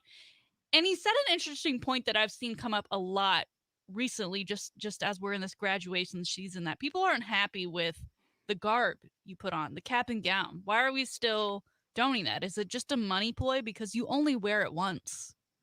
You only wear it once, unless you're like on the board or whatever, where you wear it, where you have to go sit through graduations every year to hand over diplomas. But JJ Watt, I think, made a very excellent point. He even noted how much he missed Houston. He tweeted a bunch of his favorite restaurants that he's missed since he's been in Arizona. A lot of people said, that's right, JJ, you can't beat the food in Texas, but it's great that he still is showing love to the city and is willing to come back during the off season to take part in community events like that. And at the same time, the Houston area, who are working on saving snapping turtles. Apparently they are endangered or at risk of being endangered. So they've been capturing these turtles and studying them and helping them heal, and they've been releasing them. Well, the 99th turtle that they took in, they just released. They gave him the name JJ Watt, which I think is pretty awesome. JJ Watt even saw this story and retweeted it saying, "Hot Turtle Summer."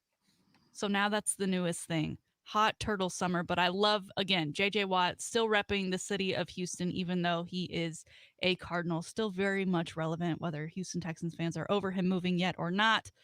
I still love me some JJ. What about you, Chris? Oh, I first have to ask you, did I just hear you dogging cap and gowns, wearing a cap and gown to a graduation? Why are we doing that? Because it's tradition. Yes, exactly. When you get married, are you going to wear a wedding dress? Or are you going to go, it's what Adidas track suits. Well, see, that's the difference between you. Black stripes, and he can wear a black. That's the difference between you and traditionalists. There's certain traditions that I think are still cool.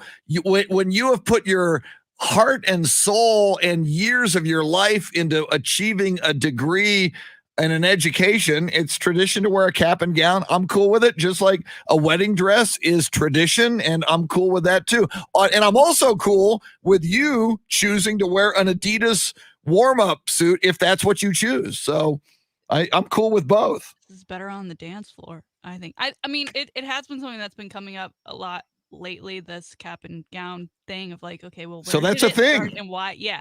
So it's not just me. But then I also think in my circumstances, like I graduated in Austin. I graduated in the Irwin Center, wearing a blue cap and gown with gold accents. And then 3 years later, I graduate again in the Irwin Center, but this time having paid for an all black garb with a red tassel for Texas. So it just does. But weren't both for an hour and a half? But wasn't that a cool hour and a half of your life that you will always remember? I would have rathered to like rent one for $20 and all that we did just for it to never be used ever again. But I digress. Moving on, we've got the list of the 2020 highest paid athletes from Forbes. First, have you seen this list, Chris? Dave Ayler presented me with that list this morning, yes. So does it surprise you that number one on this list is Conor McGregor? A little. Didn't win his fights. Yeah. I mean, if you would have said sight unseen, who's the biggest paid athlete on the face of the earth, I probably would not have said Conor McGregor. Yeah, it usually is a Messi or a Ronaldo who are still very up there on the list. McGregor actually said a few years ago that he was coming for Ronaldo's number one spot. He finally got there, but mostly due to his 12 Proper whiskey that he promotes quite often these days. That's where most of his money came in, of the $180 million he brought in 2020. But interesting to note, number 4 on the list, Dak Prescott with $107.5 million. Most of that obviously coming from that contract he signed He only got 10 million in endorsements this year. A lot of that probably because he missed out on so much of the season, but that signing bonus really put him up in the ranks for this year. So happy to see him. He's at number 4 on that list. Yes, he beats Brady, who came in at number 9. and he is number 4. It's interesting. Is number 4 and he's number 4 on the list. All I got to say, Shannon, I love you, Dak Prescott. You need to deliver us a Super Bowl. If you're making all this money, you have one job as quarterback of the Dallas Cowboys. Roger did it. Troy did it. Romo didn't do it. Do your job. Get us a Super Bowl. And interesting to note, when you look at this list, Forbes kind of breaks down, they have their total number, and then they have what they earned on the field or field of play for them, and then what they earned off the field. Dak has the highest percentage of the top 10 to earn his money on the field. Him and Lewis Hamilton. Lewis, who is number 8 on the list, of course, race car driver, 82 million this year. Roger Federer, who has taken the top slot, I believe, a few times, falls at number 7 this year. He didn't even win $1 million on the court this last year, which, okay, there was less tennis to be played, right? With the pandemic going on, a lot of players just didn't feel safe, so they didn't play at all. But of his 90 million, almost all of that was from off-court endorsements and sponsorships and things of that nature. That is incredible. 90 million, and you don't even have to go out and perform your job? Where do I sign up for that? I mean, he's living the dream. I know he's at number 7 on this list, but my goodness, I'll take number 7 any day. And coming in at number 10 on this list, our good buddy Kevin Durant. The lifetime Longhorn, 75 million just this last year. And that's got to make him one of the richest Longhorn alums, I would imagine. Yeah, he's the big Longhorn on this list. LeBron, number 5 at 96.5 million. Has he given back to the university? He's done something recently, hasn't he? Okay. Yeah. He always gives them the Nike shoes, his latest KD shoes. He's also given a lot of money. The practice facility is named after him, or at least the court. I don't know if they're going to transfer that over to the new one once that's built or what, but yes, he's done a lot. Good man. Yes. Good man. And he was a one and done, correct? He was. That's pretty amazing. Oh, yeah. You would think your typical one and done is like, yeah, I used this university. I got what I wanted. I'm in the NBA. So good on. I've ever since he leapt from Oklahoma City to the Golden State Warriors to chase a ring, I've been very critical of him, but good on him for giving back to Texas. Yeah, he comes to town and attends football games from time to time. And then obviously with the NBA women's draft, Charlie Collier, who went number 1 from Texas, the first time in Texas history, he even said before the draft that she was the vote for him to go number 1. He even FaceTimed her beforehand. They talked about how excited they were. So he definitely gives back both financially and as a bit of a mentor to all these Texas athletes who excellent 30 acres. So there you have it. Today's Salty Shakedown. So now it makes me wonder, Shannon, if the Brooklyn Nets go to the finals, depending on who they play. I mean, like in a lot of, I know the NBA would love Lakers, Brooklyn Nets in the finals. The more you kind of selling me on maybe pulling for KD. I mean, we like KD. Yeah. It's all right. He's in his feelings. That's fine. That's allowed. True. But I just didn't like the whole go to the Warriors. I just apparently getting text messages from Draymond during the series between the Warriors and the Thunder right before he left. I don't know. I just rubbed me the wrong way. And that's fair. Yeah. But no, and again, though, I flipped on Tom Brady. I'm now a Tom Brady fan. I didn't used to be. I was very anti-Tom Brady, and I have been kind of anti-Kevin Durant. But I am open-minded. I am willing to flip. He's a good dude. Woo, okay. And I take your word for it. I'll take KD over LeBron any day. As a Texas alum. But see, I don't hate on LeBron like a lot of people. LeBron's done a lot of good as well for a lot of kids.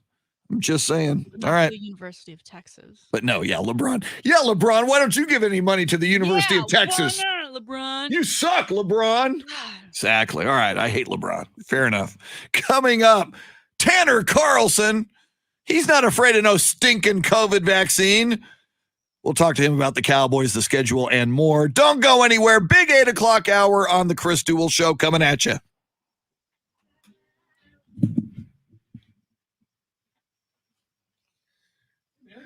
How are you doing? You got it lined up. It looks like yeah, right, yeah. So, time? Yeah. It's Shannon and yeah. Yeah, and then tonight is Tanner. Right. Yeah, we need first season. Yeah, the thing is actually 7:15.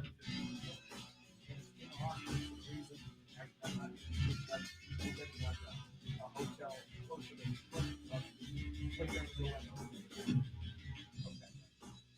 oh yeah, I think he came in. He came in the second night. I was just doing one with him, and then he came in the second night. And the other night, I think. Yeah. I can't believe it's Thursday. What is your going about seeing?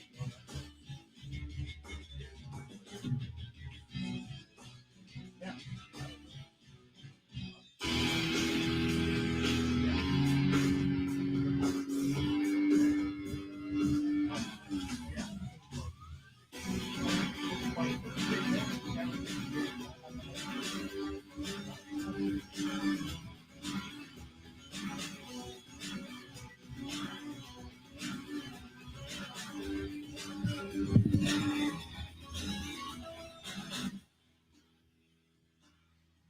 So Sam Tobias, LeBron should give all that money to his high school.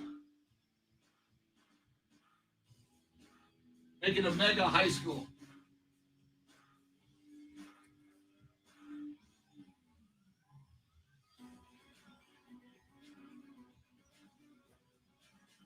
I gotta go get the tripod for Tanner.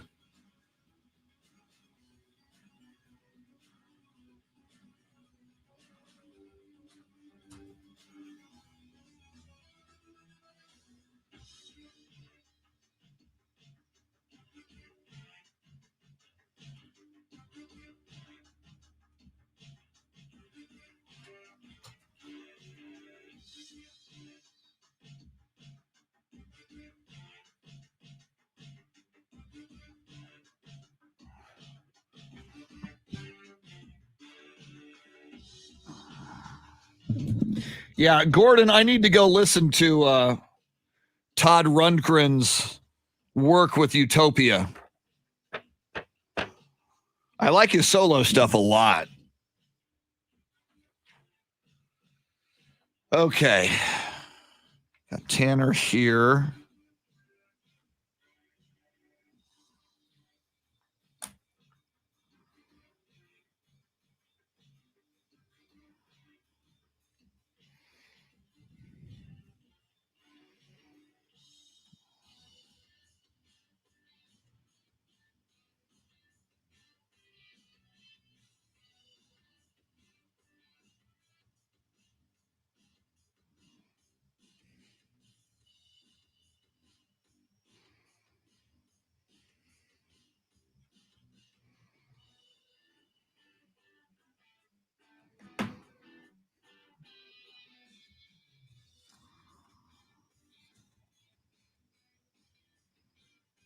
Oh, I see what's happening.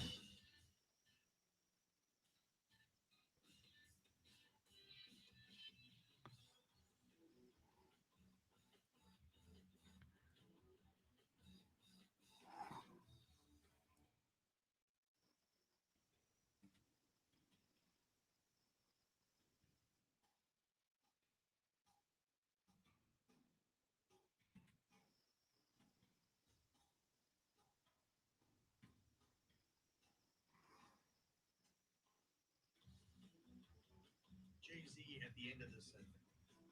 Jay-Z. Okay, thank you.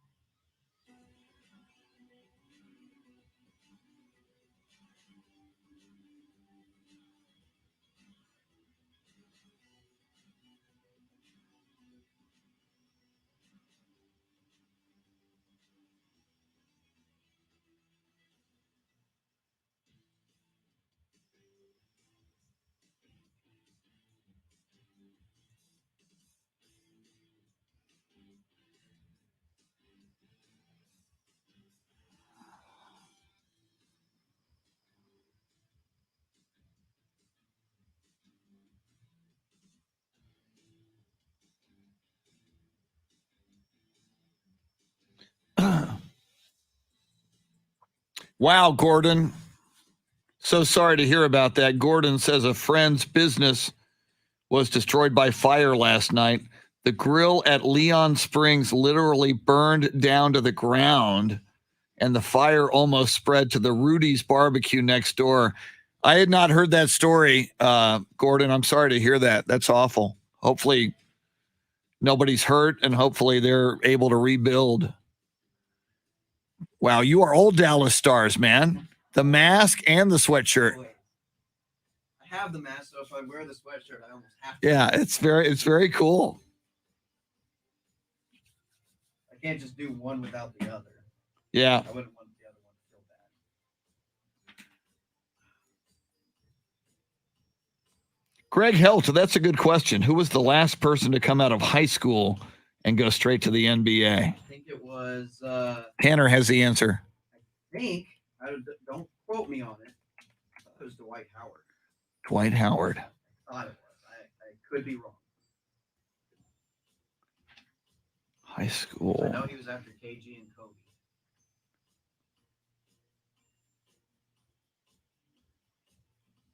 Unless it was another no-name guy. 41 high schoolers have been draftees in the NBA draft. I'm looking at Wikipedia.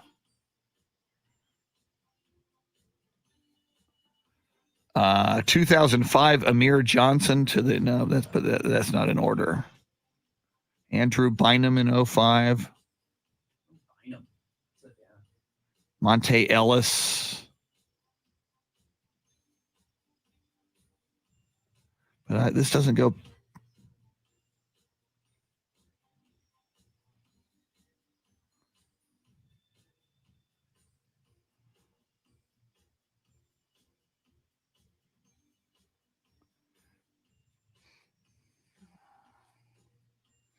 (2019) RJ Hampton from Little Elm High School in Little Elm, Texas, was drafted by the Milwaukee Bucks and traded to the New Orleans Pelicans and then to the Denver Nuggets.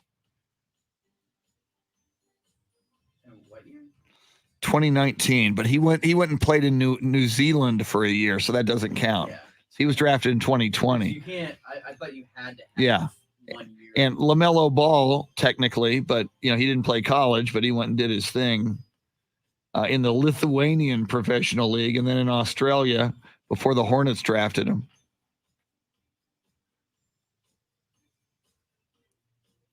So what was the day that 2 days ago when you went home and slept, what happened with your symptoms? Oh, I slept all day, ate a little dinner, and then I finally started feeling better after I ate dinner and kind of just like.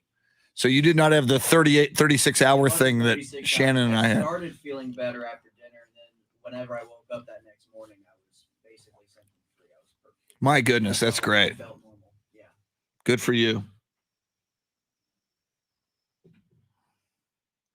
Yeah, Dave Ayler gets his shot tomorrow, his second shot. I need that.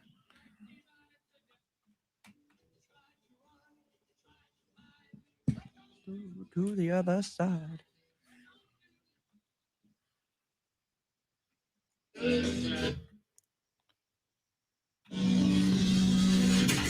Now, Chris Duel. We bask in the glory of the NFL schedule that was dropped yesterday and last night from the football gods on high, including Thomas Wade Landry, the ultimate football god, the greatest coach ever to walk the face of this earth. Praise Tom Landry. That's my story, and I'm sticking to it. The schedule actually came from the football gods. It's the Chris Duel Show. I know, I'm not normal. It's Chris, along with Shannon Salty Sweeney, soundscape stylist Dave Ayler, who will get his second COVID vaccine tomorrow. But in studio now, the man who got his second COVID vaccine earlier this week and looks none the worse for wear now, Tanner Carlson. How you doing, man? I'm doing fantastic. I'm doing great. I feel way better than I did whenever I was on the show Tuesday. Thank goodness for that. And so, yeah, I feel fantastic. It's even better now so that the NFL schedule is out and I can go through and think of every single different possibility the Cowboys will either make the playoffs or get my hopes up and then not make the playoffs. But I've gone through every scenario. Now, Shannon brought this up earlier, and I'm the same way, and this has been going on for decades.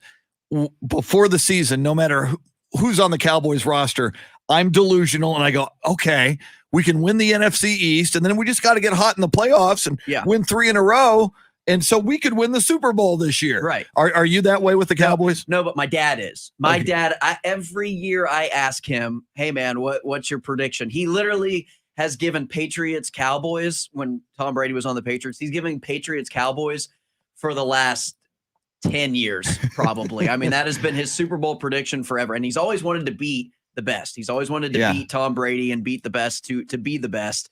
And I asked him over this last Mother's Day weekend. I said, Dad, who do you got this year? He goes, Tanner, you know my answer. He goes, I'm not going to go with the Patriots, but I'll go Cowboys. And then I think he said Chiefs this year. So Cowboys, Chiefs, and he's got the Cowboys beating the Chiefs. Dak versus Mahomes in the Super Bowl. That was my dad before he had even seen the schedule. So he's going to pick the Cowboys every single year.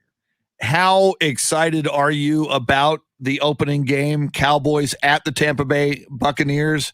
But now, Shannon, before it happened, like a day or two out, we talked about the possibility, and for a moment, you were even saying you didn't necessarily want to play the Bucs on opening night, but you've kind of flipped on that, correct?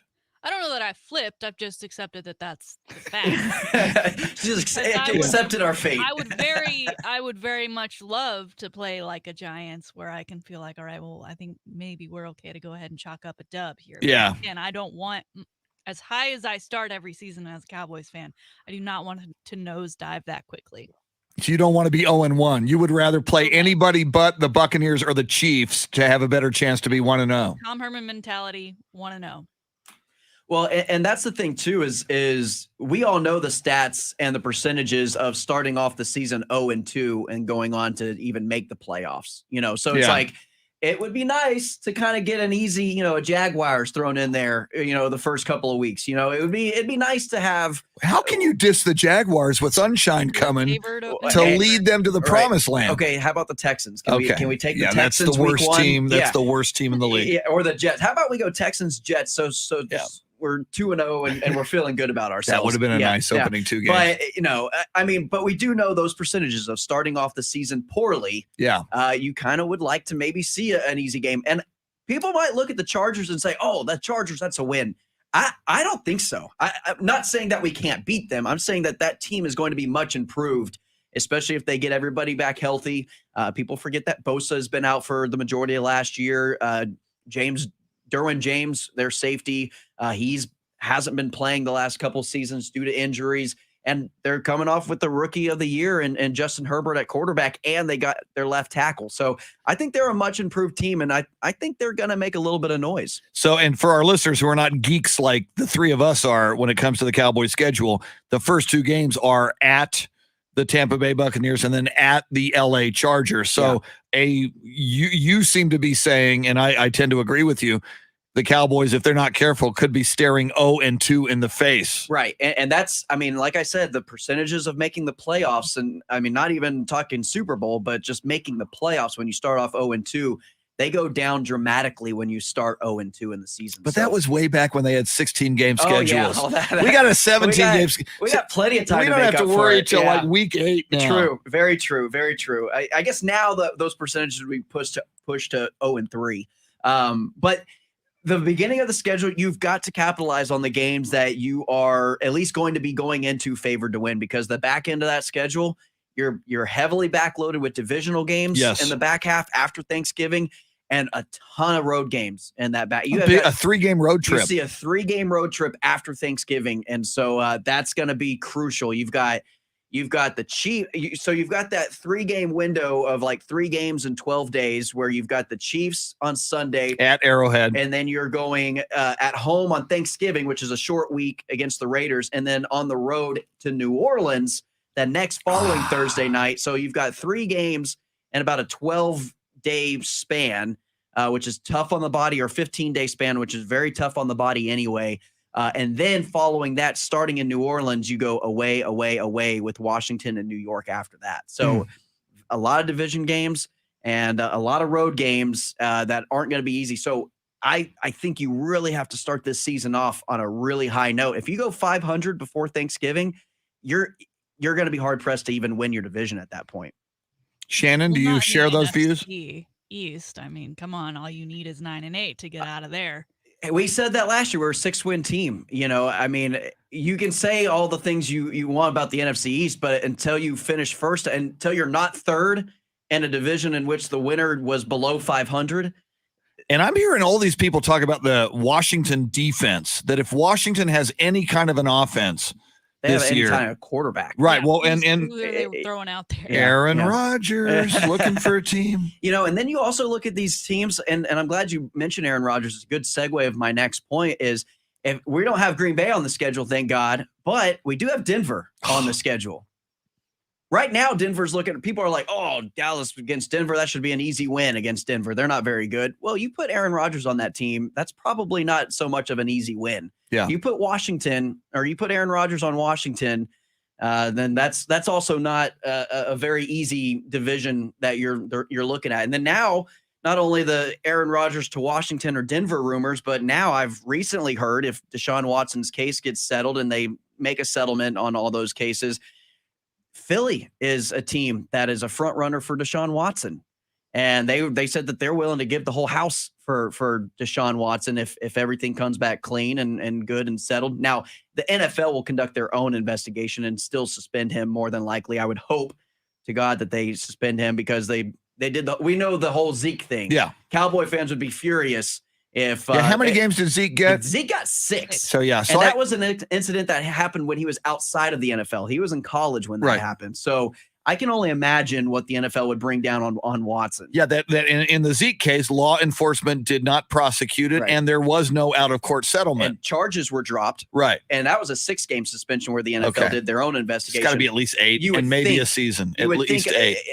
A minimum of 8, maybe even going into a full season. But nonetheless, I mean, if these divisional teams like Washington and Philly are really serious about trading for these quarterbacks and trading every asset that they have, this division could get very interesting very quickly.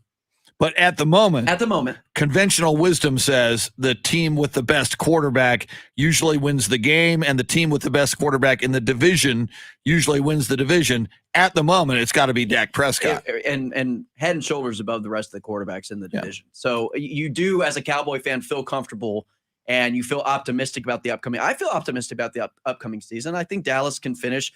At best, I see 11-6. I think that's the ceiling. I think floor is probably 7 wins, probably 7-10. Before you walk out of here in a few minutes, we're going to make the three of us have to come up with a way too early prediction. Okay, you've got to come up. You can't say somewhere between 11-6 and 8-9. You have to just pick a record. Okay, and you can change that. In the next 4 months, we'll give you the opportunity to revise that. There will be injuries. There will be roster moves. Yeah, I just want to take your temperature and Shannon's just today, just where we stand on May 13th. Back for a moment to the matchup to open the season, Thursday Night Football, September 9th at Tampa Bay against the Buccaneers. The more I think about it, if we're going to take on the Buccaneers, I think opening night might be the chance to punk them because neither team will play their starters the final preseason game. So both teams might be a little rusty. Mm-hmm. So therefore, Tom Brady and this high-octane offense, this machine that is the Tampa Bay Buccaneers run by Tom Brady, might not be firing on all cylinders like they might be week 4, week 8, week 9. And, they all off season. You're the champions. They're getting all these accolades. Everybody's loving on them. It's their big reveal night where they're going to celebrate winning their Super Bowl. All, family, friends, everybody in attendance. Maybe they're just a little not as laser focused on the game as they normally would be. It might be a chance to punch them in the face. I think Tom Brady has had a couple of week 1 games following a Super Bowl win. He's been there a time or two. He has. He knows how to respond to a Super Bowl hangover. It's a good point. He pops in some Alka-Seltzer and he's good to go. No, I do think that you make a good point. And just in terms of Dallas coming in, hopefully, fingers crossed, completely healthy. I am a very, very strong advocate of I'm the Sean McVay mindset during preseason. Don't play anybody. I don't care about TV ratings in the preseason. I don't care about getting anybody out there. If you play Dak for a single play during preseason, I'm going to be upset. I just am. You don't throw somebody out there coming off that injury and then risk him re-injuring. If you're going to risk re-injuring his leg against Tampa Bay in week 1, that's what you're going to do. I mean, hopefully you get the practice reps where he feels comfortable and everything up to that point. So I don't like preseason. I don't like players playing a lot of minutes in preseason. But in those terms, you're right. It could be very beneficial for Dallas in terms of just the amount of health issues that the Cowboys have had over the last decade. You're probably going to be at your most healthy in week 1. So hopefully that's the case, and Dallas has a full strength squad playing against the defending champs. I would just like to note that Tom Brady is 5-0 against the Cowboys in his career, throwing 10 touchdowns and 2 interceptions. I also have a little fun stat for you. I posted it on Twitter. Yeah, Cowboys have never played well against Brady. And I told Shannon, he has said, I hate the Cowboys. He grew up a Niners fan, and he has said, I hate the Cowboys. And now we've got this America's team. He's squawking about they should no longer be America. I told Shannon earlier, I hope we hit him several times.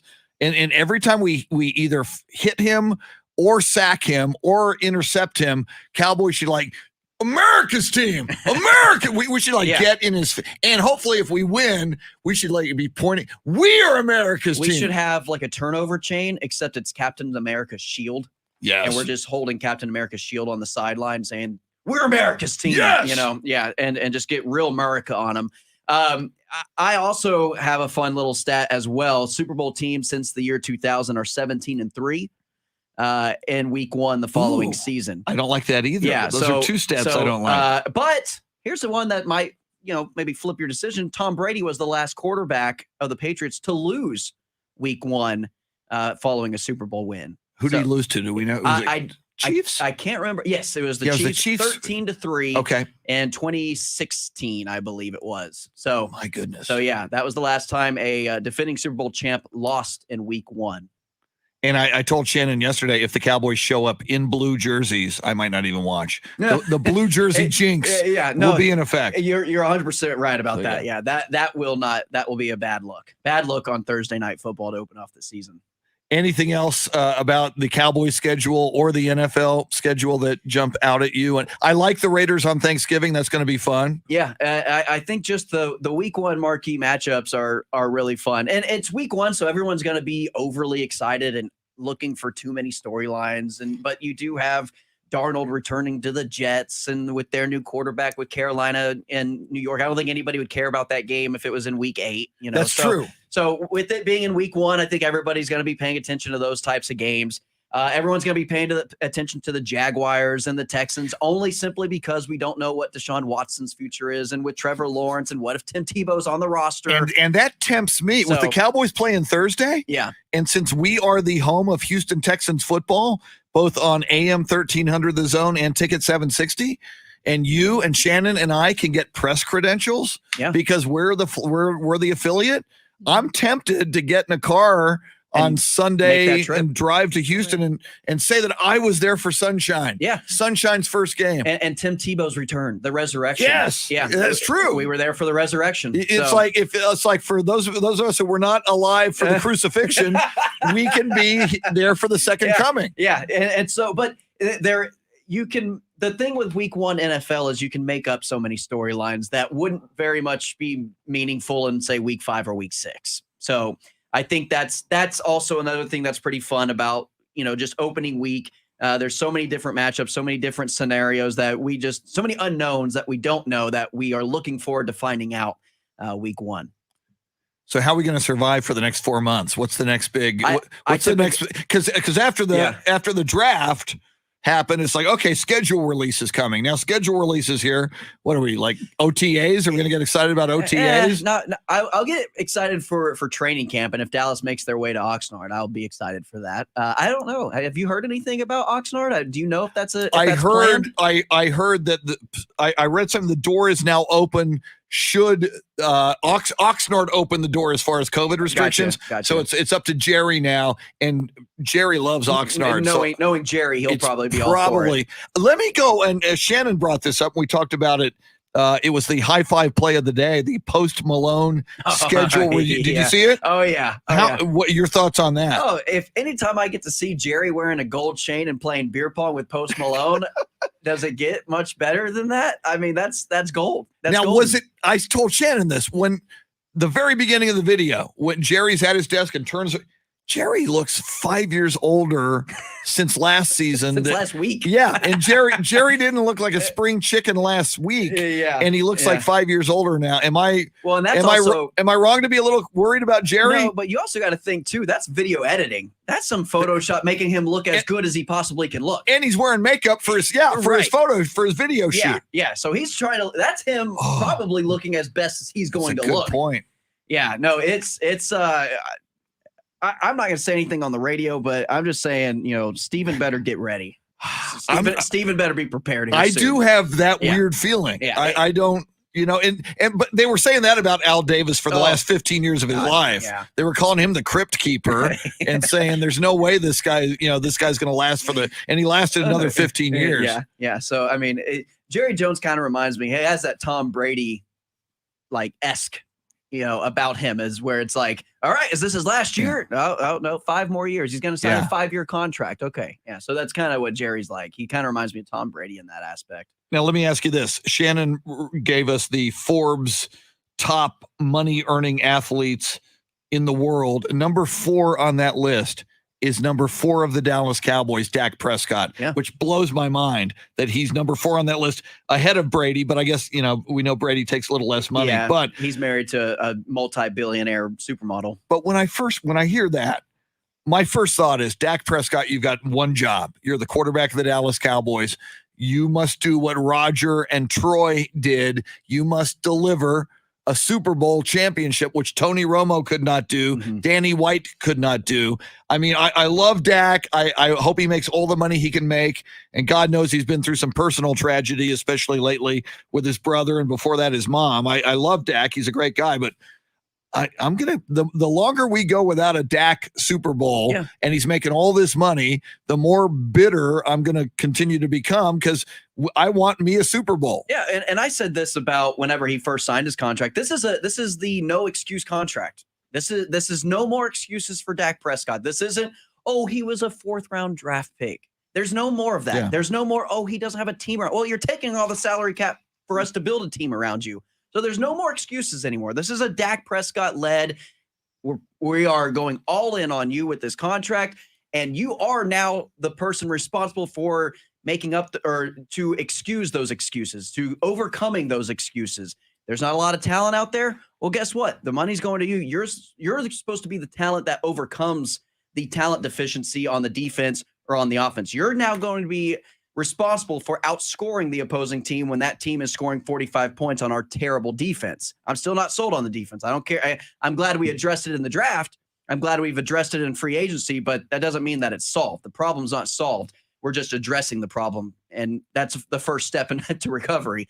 But, Dak, it's the no excuse contract for Dak. Yeah. That's what it is. When you're paying somebody that much money, it doesn't matter if there's an injured left tackle or an injured offensive lineman or Amari Cooper's out or Zeke's suspended or whatever, or Zeke's fumbling 5 times a game.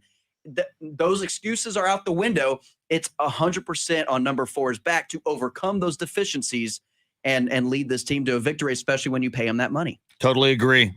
Tanner Carlson, a great follow on Twitter at Tanner Carlson 20. And tonight, on 1200 WOAI in San Antonio and on the Spurs radio network beginning at 6.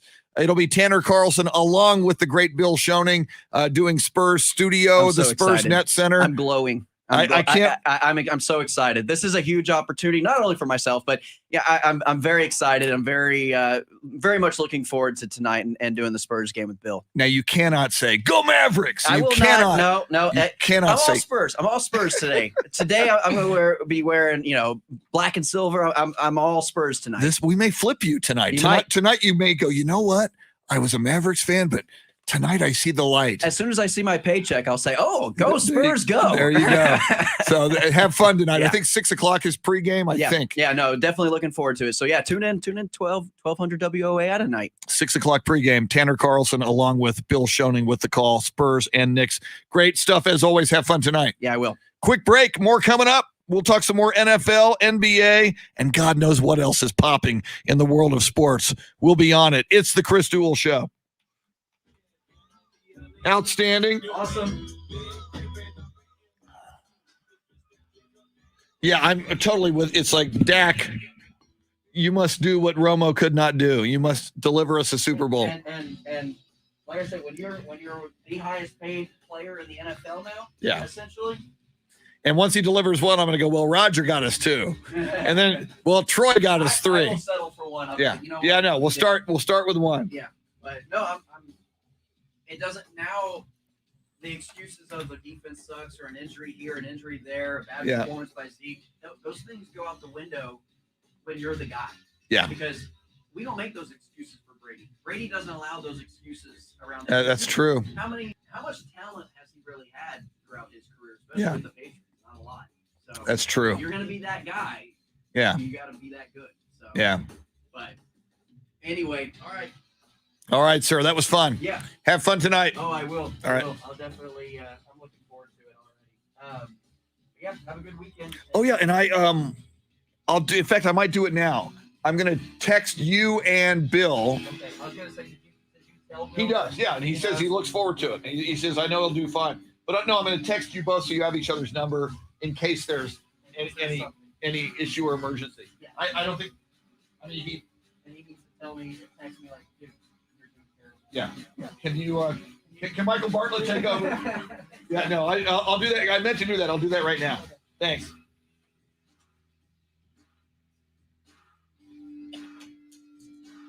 Is coming back. Thank you, sir.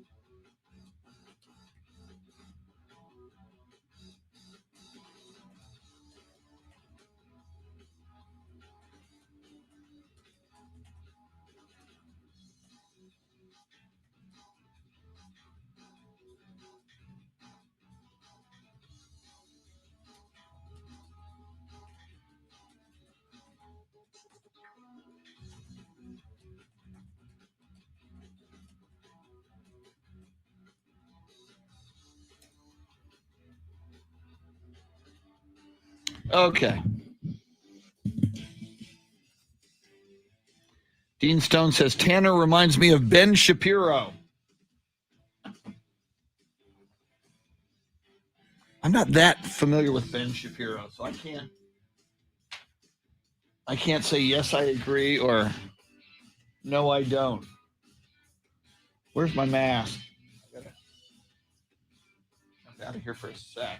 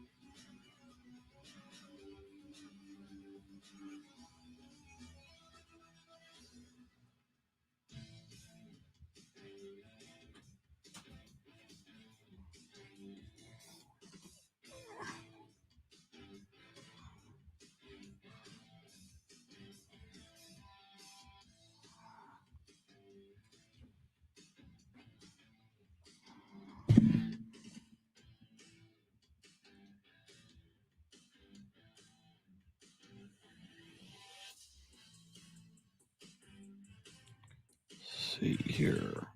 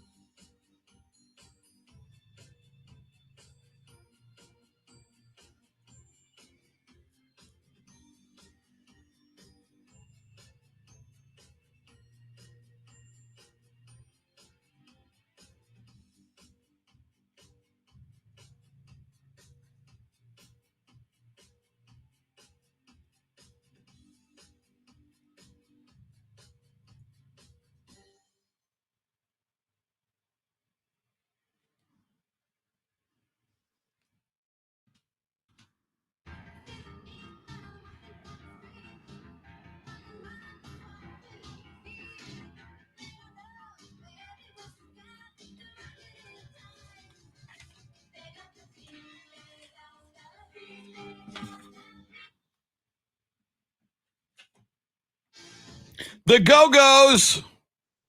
They are headed to the Rock and Roll Hall of Fame. It's the Chris Duel Show, along with Shannon Salty Sweeney. Dave Ayler, your soundscape stylist, playing lots and lots of music from those acts who we just learned will be in the 2021 class of the Rock and Roll Hall of Fame, including Tina Turner, Foo Fighters, Carole King, the Go-Go's, who you just heard, Jay-Z, LL Cool J, Todd Rundgren, and Randy Rhoads. Shannon, the Go-Go's, when I was in college, were a big deal because they were a novelty, but they were very good. Not just a novelty, but an old female band, which at the time there weren't a lot of those. Are there any old female bands that are big right now that we can cite? Is there like an old, like old women? There's a little mix out of UK, and I think they're an X Factor group. And then there was Harmony, and before them, Danity Kane, and of course we all know the Spice Girls. I think the Go-Go's though have, I think they're on Showtime. I think a documentary that was about. Oh, really? Pretty interesting. I didn't catch all of it. I caught most of it. It It's is not something interesting. I turned on After- TV. It's just kind of there. And they were like the 80s. It's interesting after all these years, there's not more all women bands. You would have thought that by 2021, it's been like 40 years now, that would be less of a anomaly, but apparently it's still not kicking in at a big deal. And when they are, they're typically manufactured like from a reality show, like Making the Band or The X Factor, whereas the Go-Go's really did all their own stuff. Yeah. Did whatever they wanted to do, which is part of what made them so great. Huh. So, Someone just mentioned the Dixie Chicks. oh, That's true. Oh, yeah. And they're back. I like that. Gaslighter, denier. I sound just like Natalie. Very nice. Yeah, Natalie, So I man, can- she's a little outspoken. She's kind of ruffled some feathers over the years. All right. Music is, we like their music. I do. I like their music. I do too. And I don't. Yeah, and they kind of changed a little. They had the big controversy when they said something about President George W. Bush, and then a lot of the country people turned on them. And then they released that album that won all the Grammys about reacting to the backlash that they got. And I'm not ready to make nice. that's it. Yes. I'm not ready to back. I sound just. I You should be a got it. Dixie chick. Or sorry, they're just the chicks now, right? I think they're dropped just the Dixie. chicks. Yeah. They're just chicks. You need to start your own female band. Listen, I don't want to say I'm in radio just to be a music icon, but I am. Boom. I'm just on the sports side right now. It's kind of like a holding zone for me. Just part of the master plan. Just keep looking at her I don't even TikTok. like sports, honestly. Like, Exactly. This is all don't tell about the bosses. when I get a chance. We're just doing music. I'm going to take it over. So, all right. Dave Ayler, as you know, Shannon provides just a plethora of show prep. He's like, it's a throwback to back when we had producers in radio. It's amazing. Hey, I provided show prep when I was a producer. So and Up God bless you. And cut clips and yeah. Yeah. God bless you. There's a lot of grind that goes on behind the scenes. There is. It makes for much better shows. It's not nearly you work hard. You don't necessarily get the accolades that you should because there's like amazing stuff that like today that Dave Ayler uncovered. And Dave, thank you for this. One of them made me think of you, Shannon. There's a survey. 2/3 of single people surveyed, if they were getting involved in a relationship with someone, would dump that person if their pet did not like them. You famously love your dachshund. If you get involved in a new relationship and it was going well, but your dog hated that other person, is that person getting dumped? Dumped is such a harsh word. Maybe let go. We'll see it, but Maybe it's some layoffs occur. yeah. Maybe some furloughing followed by a layoff. Think like it's not. It's not you. It's me. It's my dog. We Shipley. as a together don't appreciate you. Wow. Because I'm not gonna get rid of my dog. I know, but what power pets have? What if that person was your soulmate and you just didn't, this was going to be a lifelong romance and love? If we're meant to be soulmates, the human life expectancy is a little bit longer than dogs. So find me after I've had my time with my dog. So come back around after the dog croaks, is what you're saying. I mean, I'm not saying it like that, but yes. All right.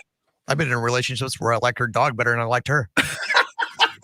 That's the real fear. That I date someone and I fall in love with their pet. Yeah. And then we break up and then but when can I see the dog? Yeah, we're gonna break up, but can I come see the dog? Or like people who get in relationships and then they adopt an animal and then they break up. Who gets that? Like John Mulaney, who's just out of and is doing stand-up. It was announced this week that he and his wife are getting a divorce. And for those who've ever seen his stand-up, he talks about their dog Petunia all the time. She's made appearances in his special.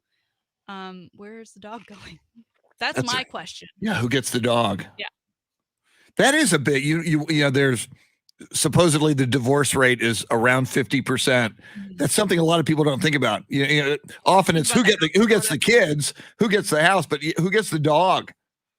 I'd want the dog. It's a great question. So after everything else, I'd want the dog. So if anybody wants to develop a more serious relationship with Shannon, you've got to pass the Shipley test. I'm just saying. She likes pretty much everybody, though. I mean, you'd have to be.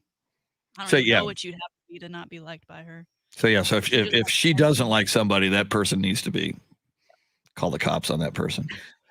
Something else we're finding out, there's a supply crisis at Chick-fil-A. There's an industry-wide shortage of sauces. I did not know that.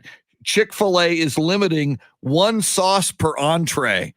See, when I go and buy like the Chick-fil-A grilled chicken nuggets, I get like 12 of them. I need at least three. So I can't get one packet of Chick-fil-A sauce. I need at least three. That's a bad that affects me now. Now I'm angry. Is it a specific sauce? Because I know at Walmart they sell a couple of the Chick-fil-A sauces, and then now at HEB they sell the Chick-fil-A sauce.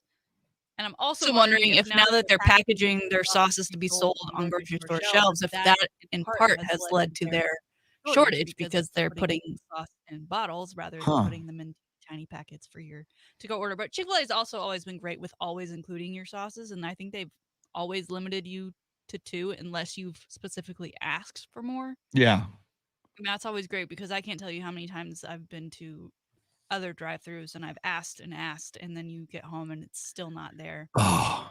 You swore you saw it in the bag, and why Yeah. I've asked them so many times, how could they forget? Yeah, I've learned the hard way through a drive-thru. You've got to check the whole before you. And I will do it in front of you. Yeah, too now. and they'll give you the look. It's like, what do you think? I screwed you over? It was like I've been on the short end of that too many times. You get home, it's like Whataburger. You got to have ketchup. Unless you bought it at the HEB, now they sell it there too. But you can't miss on the yeah. And while we're at it, shout out to the Wendy's I live next to now, because the Wendy's I grew up living near, notorious for not only like not putting in the sauce you asked for or the ketchup, I mean screwing up your drink order, leaving out half your order, giving you the wrong order. So this new Wendy's that I frequent, I mean, they are always so nice. They're always on top of it. I never have to worry about anything. The last time I went, they were like, wow, we're so sorry. We're out of ketchup. Like there was the ketchup shortage, right? We're out of ketchup. Yeah. I'm so sorry. Here, barbecue sauce. Here's all I didn't even ask for barbecue sauce. And they gave me a ton of barbecue sauce. But I was like, thank you so much. I just want to let you know how much I appreciate you, because my experience growing up with Wendy's drive-thrus has not been great. So this is fantastic. Thank you so much. Now, speaking of Wendy's, and again, this is the last one. It's Wendy's is in the news. Wendy's is launching a new menu item to celebrate National Hamburger Month. I didn't know it was National Hamburger Month, but it is. They're introducing a new item called the Bourbon Bacon Cheeseburger.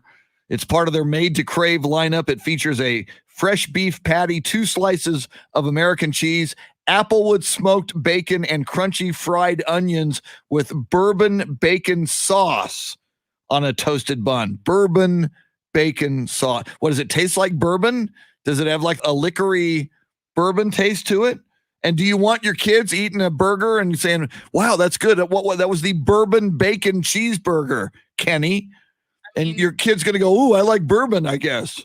Well, I mean, as a kid, I was never allowed to like order off the kids' menu. So for kids like that, I guess that won't be a problem. They won't get the chance to order unless they have a kids version.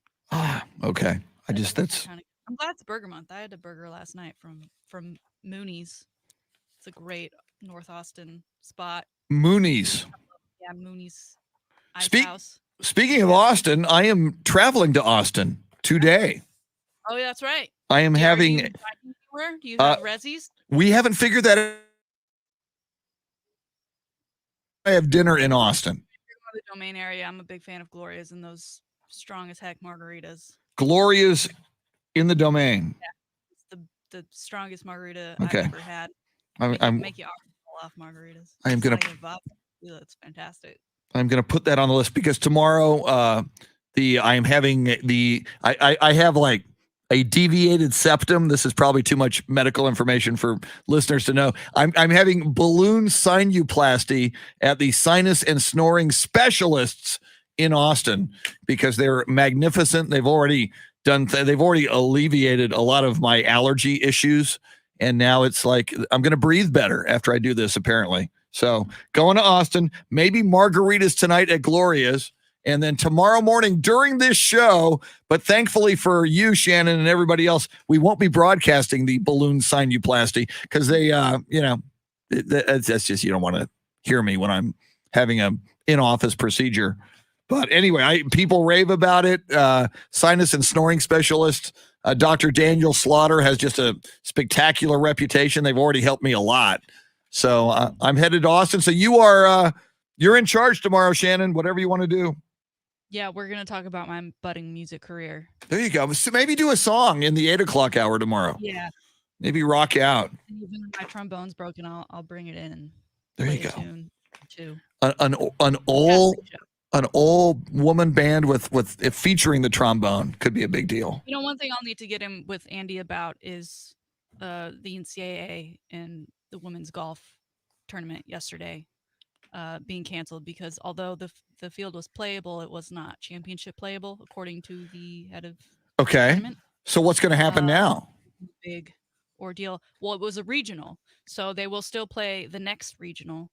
Or the next, I guess, event. So all the teams that qualified for this regional will just move on to the next event. But a lot of the players, obviously, very upset. They were all there in attendance. As the gentleman stood on the steps saying, "The field is playable, but because of the water, it's not championship playable." And there's pictures of the fields, and they looked better that day than they did the day before. It was a lot, I think, coming off the heels of the NCAA women's tournament. This is not the direction that things should be going for women's sports and women's athletics in the NCAA. It's just not a great look. So excited to have Andy in to break that down because I'm sure he knows so much more, not only about the golf world, but obviously field conditions and tournament conditions. I've gotten really locked in on there's TikTok videos of guys who work on golf fields and like all the little things they do to prep and maintain courses and change them up is quite interesting to watch. So excited to have him in tomorrow to talk about that a little bit. Very cool. Tomorrow on the show, Andy will join Shannon. Dave Ayler, you're off to get your COVID shot tomorrow. Yes, tomorrow after the show. I'll be at down the hall working. Very cool. But after the show, we'll see how this goes. Where are you getting it? HEB, CVS? Where are you getting your shot? At Wonderland Mall. And I'm supposed to work on Saturday, so we'll see if I make it into work on Saturday. Get a pretzel while you're there. Oh, a shot and a pretzel. Yeah, what I didn't even think about to that. celebrate. I don't know if they have an Aunt Annie's there. I got myself ice cream after both of my shots. See, I agree. You should reward yourself. Reward yourself for getting your shot. Well, all right, Shannon, have fun tomorrow with Andy. Yes, sir. I'll try to listen from Austin in between my procedure on AM 1300 The Zone. I'll say, hey, before we do this, can you turn on AM 1300 The Zone so I can tune in, darn it? It should be on anyway. Yeah, I'm going to complain if it's not on in the clinic. Speak to the manager. Dr. Slaughter, we're going to have a few words. All right. Our thanks to Tanner Carlson for joining us, Jeff Garcia. Thanks to Shannon Salty Sweeney and Dave Ayler. Tune in tomorrow. Hang out wherever you're listening. AM 1300 The Zone, Ticket 760 all day long. We'll see you later. Bye.